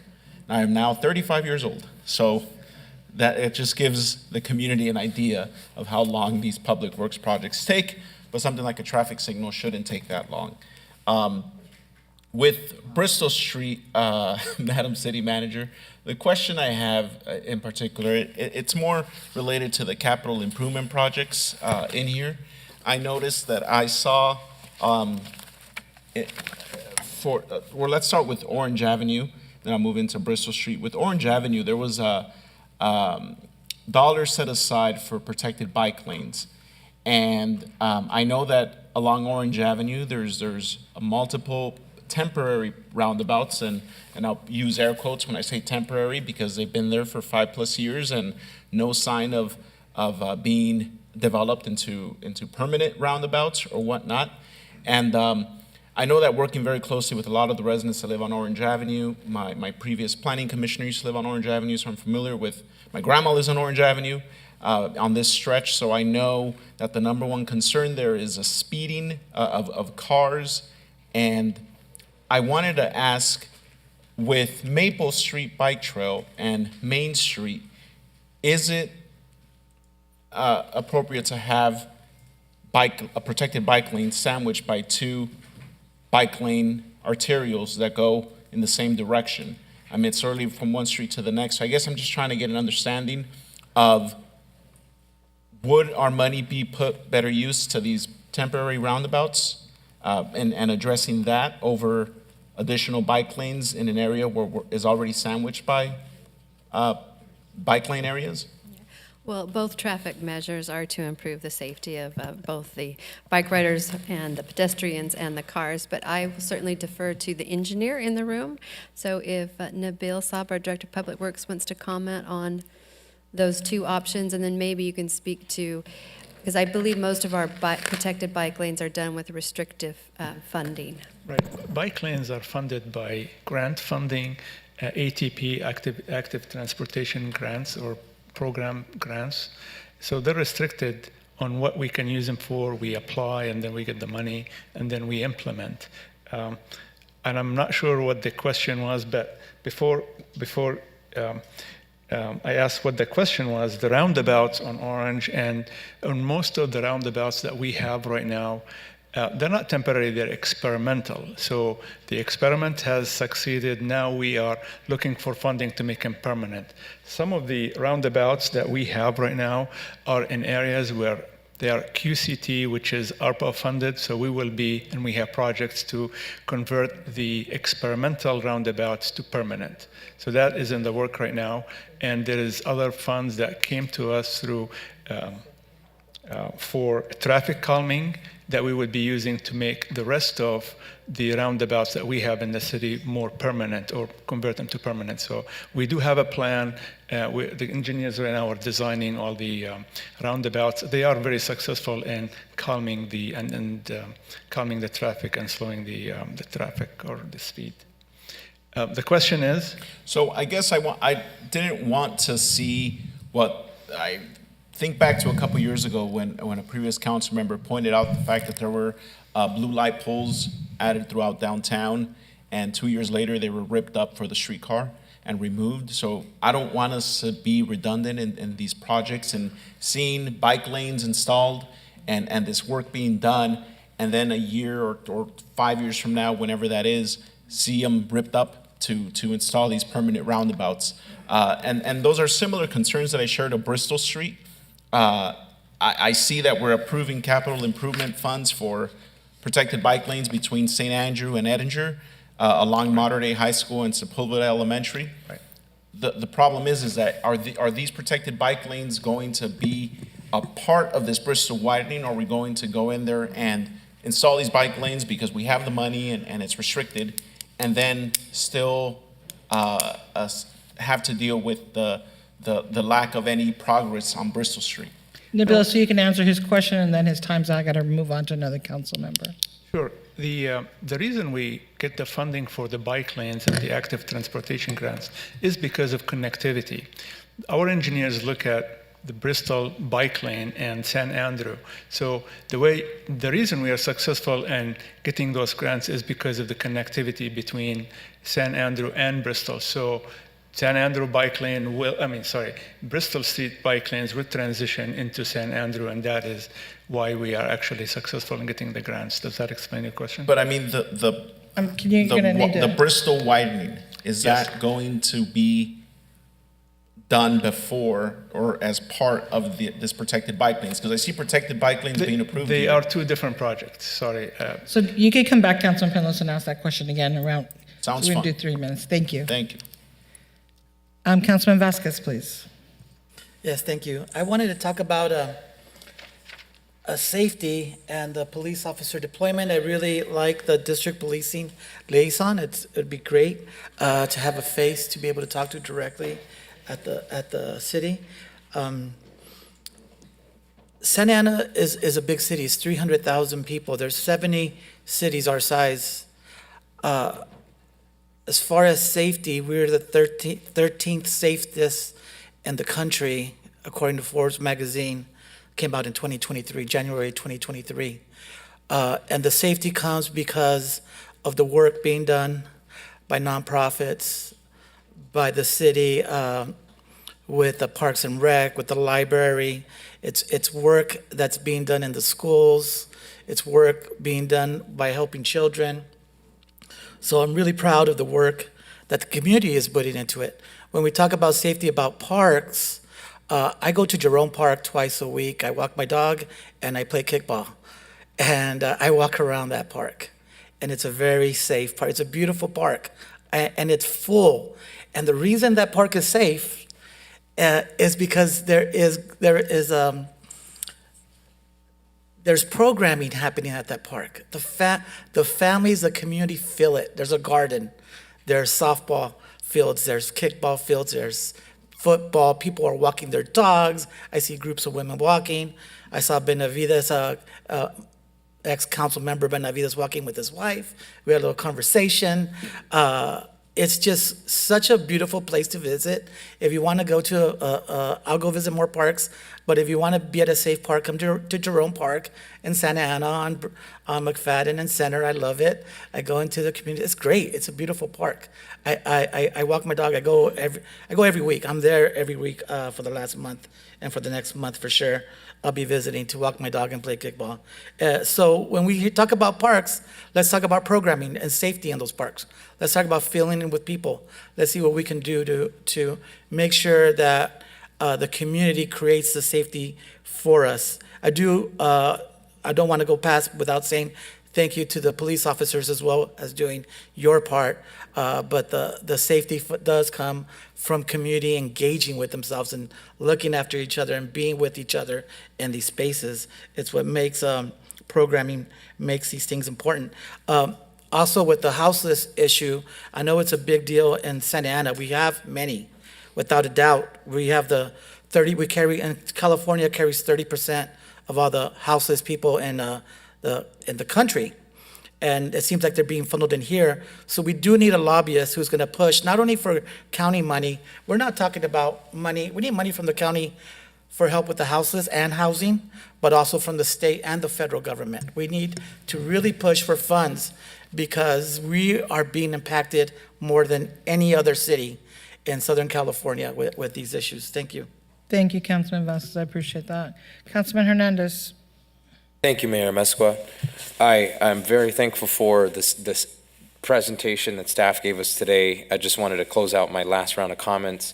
For Public Works, I would like to see the roundabout between Washington and 17th Street. I know Public Works staff has visited us there in the past. Director Nabil would love to see a solution on what that is going to entail. I know it's an area that many cars have frequently went over the small installation that is there. To ensure that we're having more pedestrian and traffic safety, I would like to see a roundabout installed. I would also like to see a left turning signal on Civic Center and Rate. Currently, that is a yield-only intersection, and it is one of our most, traffic-ridden pockets of Santa Ana. So we need a left turning signal off of Rate and Civic Center. It's right beside Santa Ana College as well as Fremont Elementary, so it is frequented by students and families. Last area I want to touch in is an area that I have mentioned over several meetings is investing in our downtown, an area of the city that has not seen the health that they have been used to for so long. The streetcar ravaged businesses in downtown. So what I would like to see is our cultural events brought back to downtown. I know that I advocated over many meetings, so I just want to double down to bring back the Fiestas Patrias Festival to downtown Santa Ana. And I would like to see the city of Santa Ana sponsor the Dia de los Muertos Noche de Altares Festival, which is put on by El Centro Cultural. So I would like to see a sponsorship at the level of $30,000 for that. And I would like to encourage our downtown businesses to work together during this time where they are impacted by the streetcars. I believe a cost-effective solution that we can introduce is waiving special event fees for downtown Santa Ana businesses. I would create a caveat that there would have to be a number of businesses partnering and working together in order for us to do that. So maybe the key number is, 3 to 5, just throwing that out there. But I think if we can get creative and come up with some solutions, we can help these businesses amidst a very difficult time. We can help generate revenue for our city, and furthermore, make sure that no businesses are displaced as construction is continuing. So that concludes my final round of comments. Mayor Mesqua, thank you. Thank you so much. Just really quick, I want to mention the police officers. So I'm not in favor of taking any money from the police department. If anything, I'm in favor of adding additional officers. And I think at our last city council meeting, we discussed about giving a larger bonus to hire additional officers.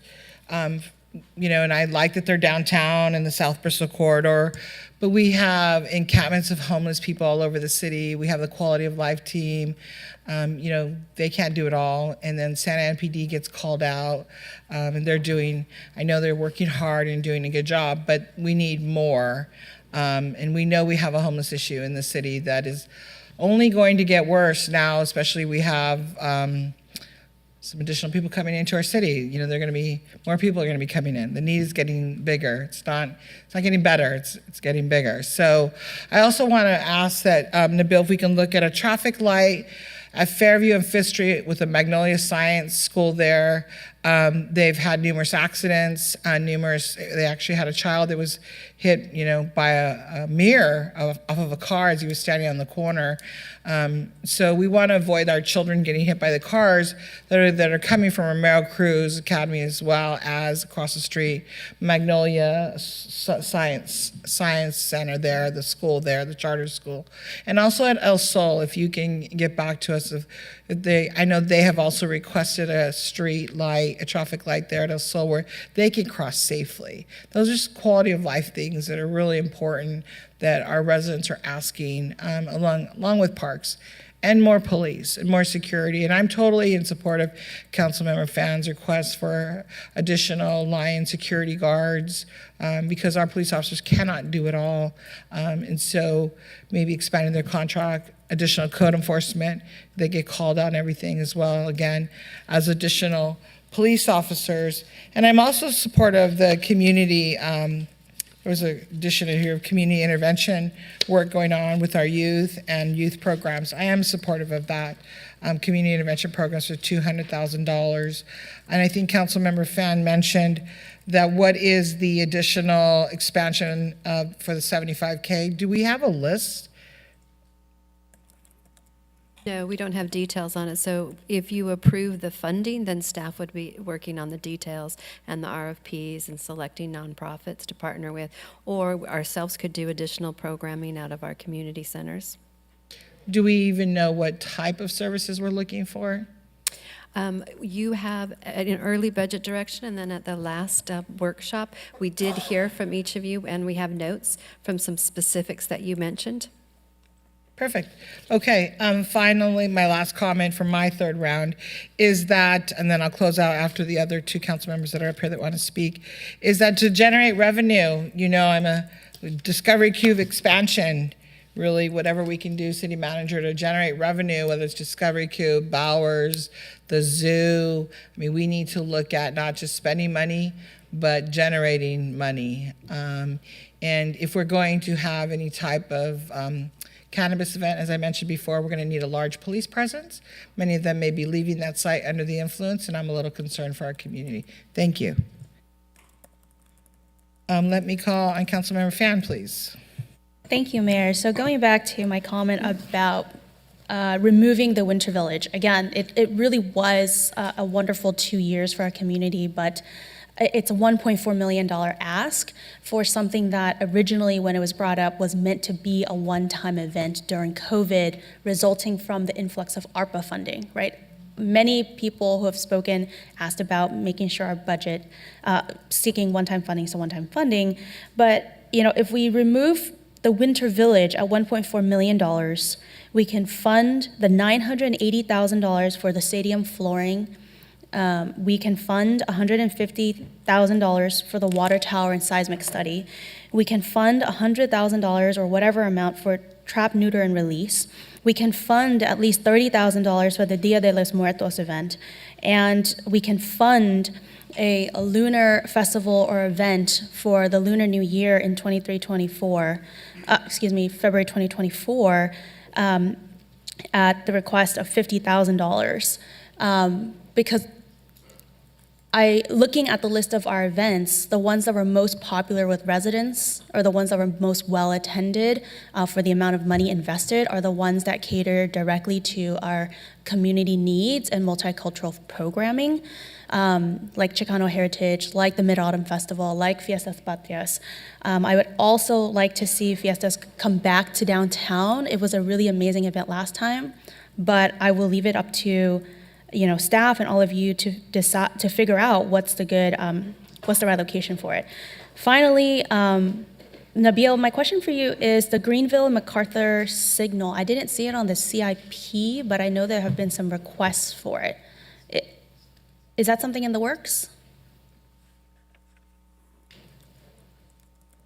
I'm going to have to check with you on that. I don't recall being a project, but we can look into it. Okay, because there are yield lefts right now from MacArthur going on to Greenville, and I think in all four directions. And there have been concerns with just because of the school, the queue, as well as the communities who live there.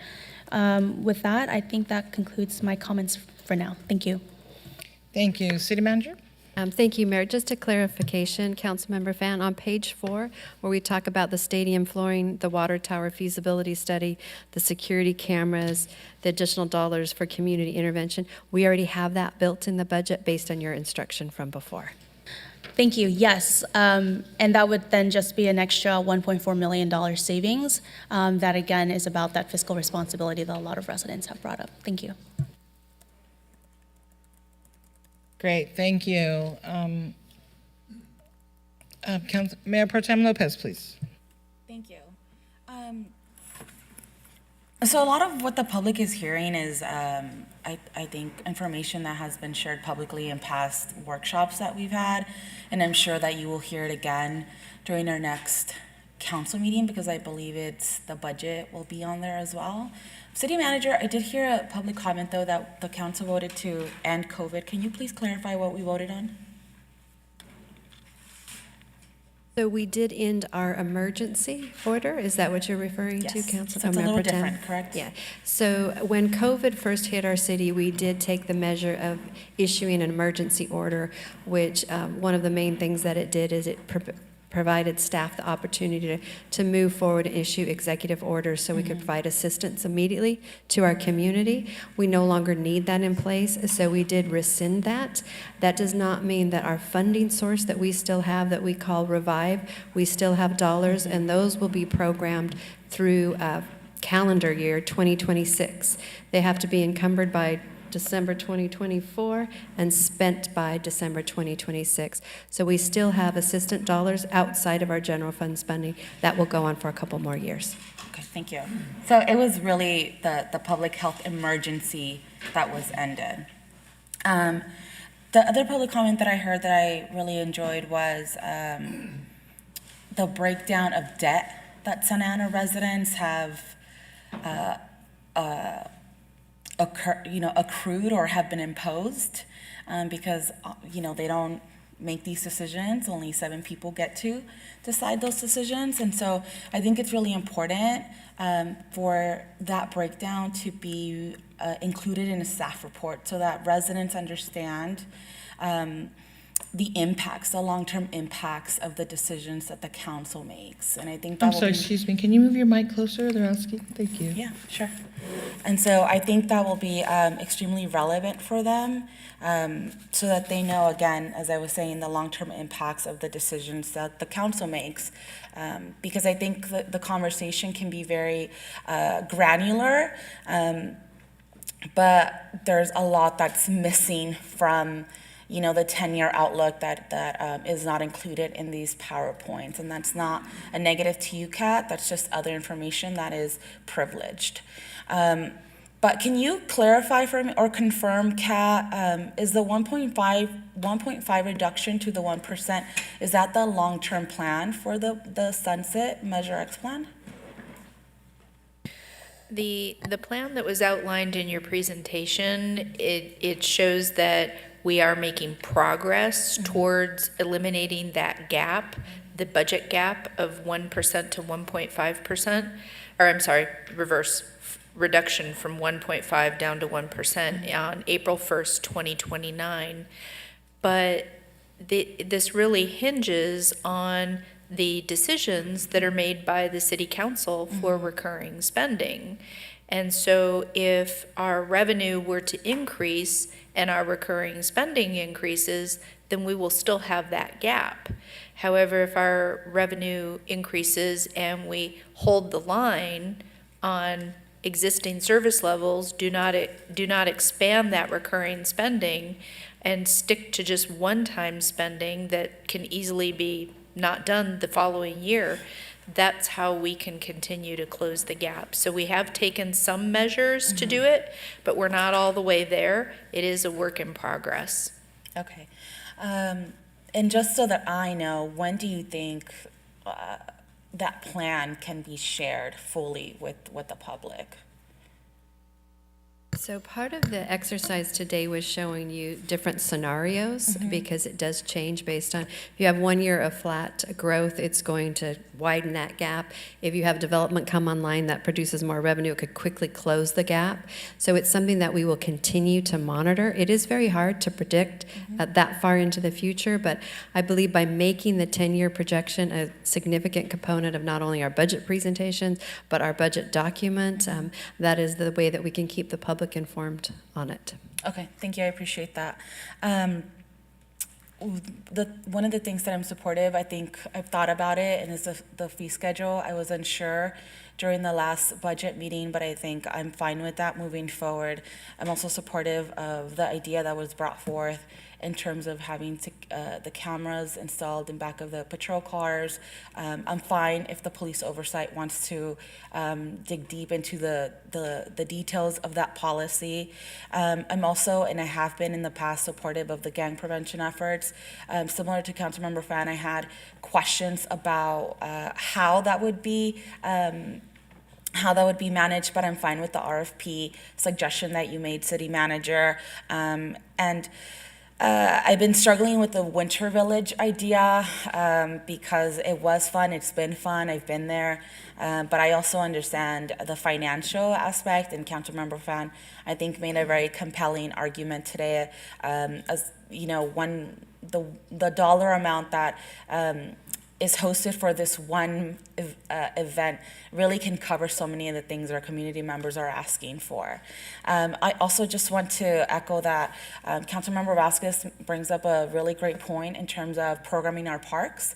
And I've been to the park that you're talking about for the Kickball League, and it's really beautiful to see when so many families are out there running, walking, just living their lives, and they feel safe in the park. Mayor And Pro Tem, so- I'll come back to you. Sure. Because you're at time.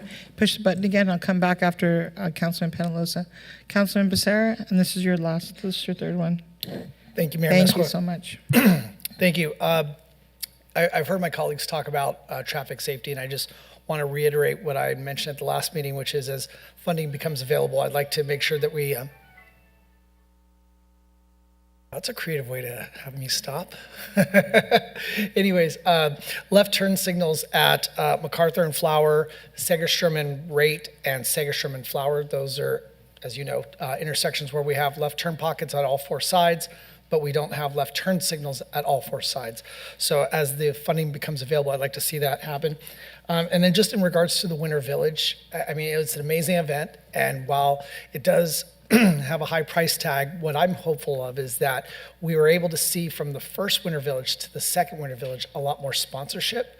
And so before we give up any hope on that event, my hope is that our staff, by virtue of being able to attract some sponsors this past year, hopefully we'll be able to attract more sponsors. So before any final decisions are made, I'm hopeful that staff will be able to come back to us with probably a reduced price tag as far as what the city would pay, and hopefully there'll be more sponsorships coming in for that event. Those are my comments. Thank you, Mayor. Thank you. Councilman Penalosa.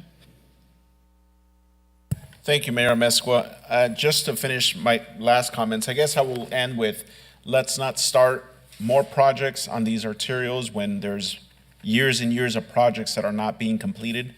That would be my request. Instead of adding more capital improvement projects, let's finish what we already have on the books. And City Manager, the other point that I wanted to make is in regards to our splash pads in the city. Back in June of 2021, the City Council approved $5.3 million to design and construct 6 splash pads as part of the capital improvement projects. Today, we have this presentation that says the budget includes funding for the first 2 sites.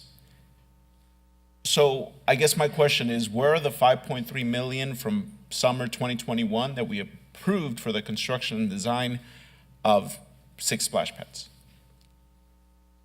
So partially, and I could give you a more detailed response, looking at the specifics of it, but construction cost has grown exponentially, and that's why we don't still have funding to accommodate all 6 of them. I do believe also that some of the money was used for some other priority projects that we had to get done. I don't know the details of those, but I can certainly provide that to you. Yeah, please. I think in the future, because as being here now 5 years, 5 budgets, I see this often where we approve these great capital improvement projects and years go by and we don't see them. And then 10 years later, it's like, oh, yeah, we use that money for something else with no memo or no really, or maybe it does come across us, but nobody says, hey, FYI, this money that we're using for the stadium rehab was what was going to be used for the splash pads, so you're not getting splash pads anymore. That's something that we need to work on as a city to make sure that everyone's informed. Because those splash pads were something that the community was looking forward to, very excited about, and to say now that we only have funding for 2 when we had approved funding for 6 is a little disappointing. With that as well, I would also like to hope that as we move forward with this concession stands at the Santa Ana Zoo, that we are trying to get a good deal out of whatever vendor comes in there, and that there's some kind of a revenue sharing so that we could help fund the services at the zoo. I know we're doing that, but just wanted to make sure that was happening. Aside from that, very supportive of everything else in the budget. I'm happy to now hear some of my colleagues echo some of the fiscal issues that we're having. There's been these graphs that are shown before us. It's the same graph that was shown 2 years ago and 3 years before that and the year before that. This looming deficit is happening and has been happening for a long time. And so I see things on here. I know that we have $500,000 that was added last year when we saw the same graph for council aids. But now, it's kind of curious and interesting to listen to my colleagues talk about this fiscal conservativeness that we need to move forward with. So let's be mindful of that. Thank you, and as well as these Councilman capital Pelosi. improvement projects, Madam City Manager, please. Thank you very much, Councilman Pelosi. Councilman Vest, is this your third and final? Have you already gone 3 times? I'm sure you know how to count that. I was counting, but go ahead, it's your final one. Thank you. I didn't know if I mentioned, but I did want to support the painting of the Waffle House and make sure we conserve our spaces of that kind. I wanted to support Teen Center. I know the PAL program on McFadden is open only 9 hours a week. We have space for a teen center, or we could have more space even at the Pacific Park Fire Station to be a teen center as well. I want to support Councilmember Ty for the removal of the Winter Village and support other spaces where a community comes out and force and see where we can work. And mentioning one of those Noches Altares, which in the past I have been organizing. That's an all-volunteer ran event. It's probably one of the best ran events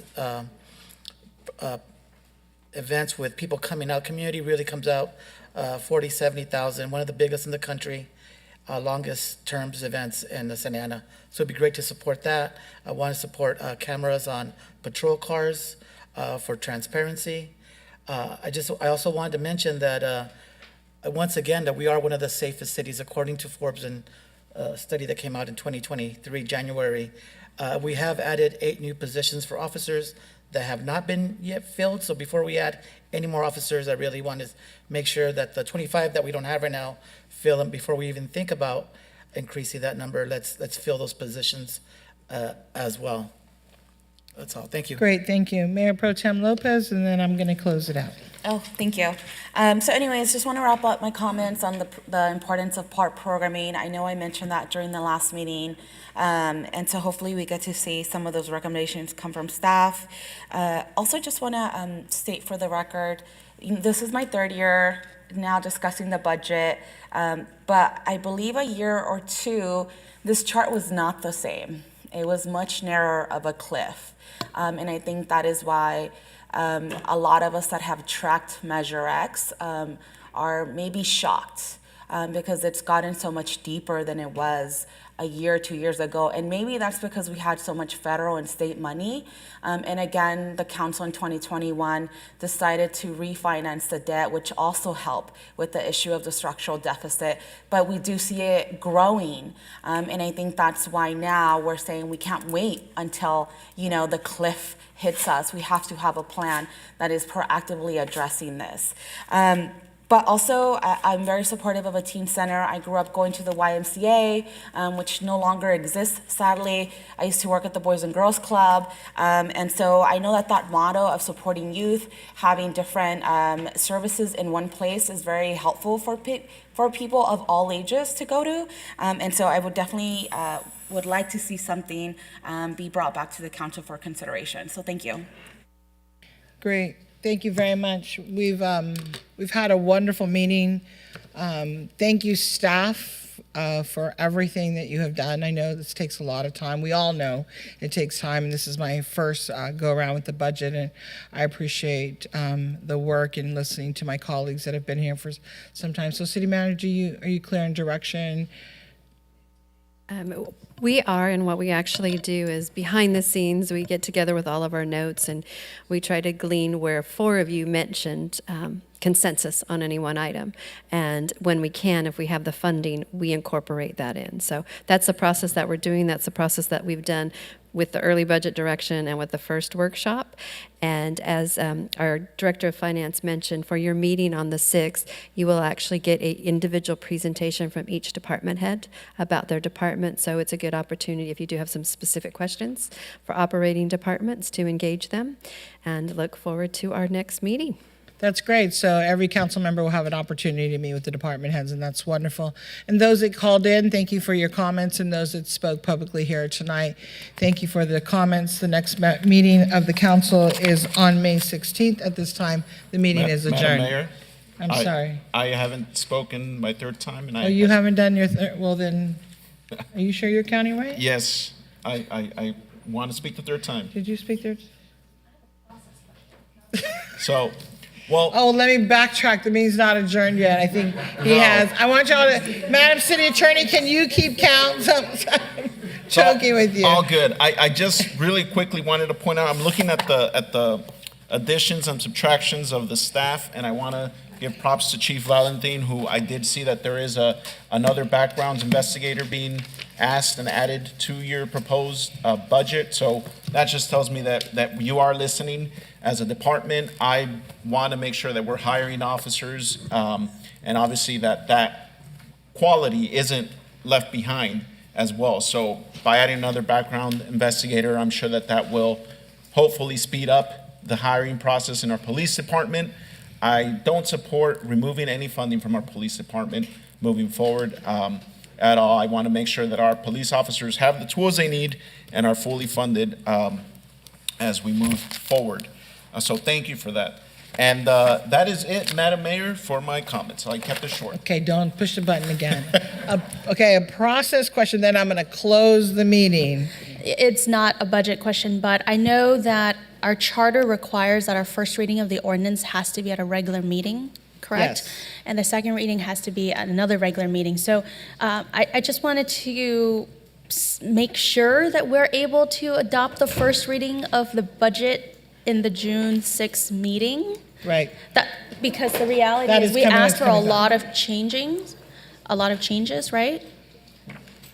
There really are not a lot of changes between now and then. So we'll be ready to go with the first reading of the ordinance on the 6th, and hopefully the final adoption of it on your second meeting in June. That's correct.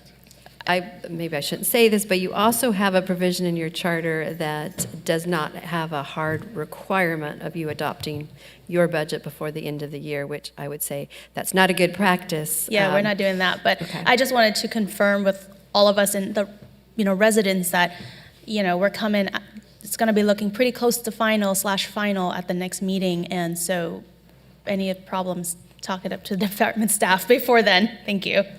Okay, meeting is adjourned. Next meeting is May 16th. Thank you.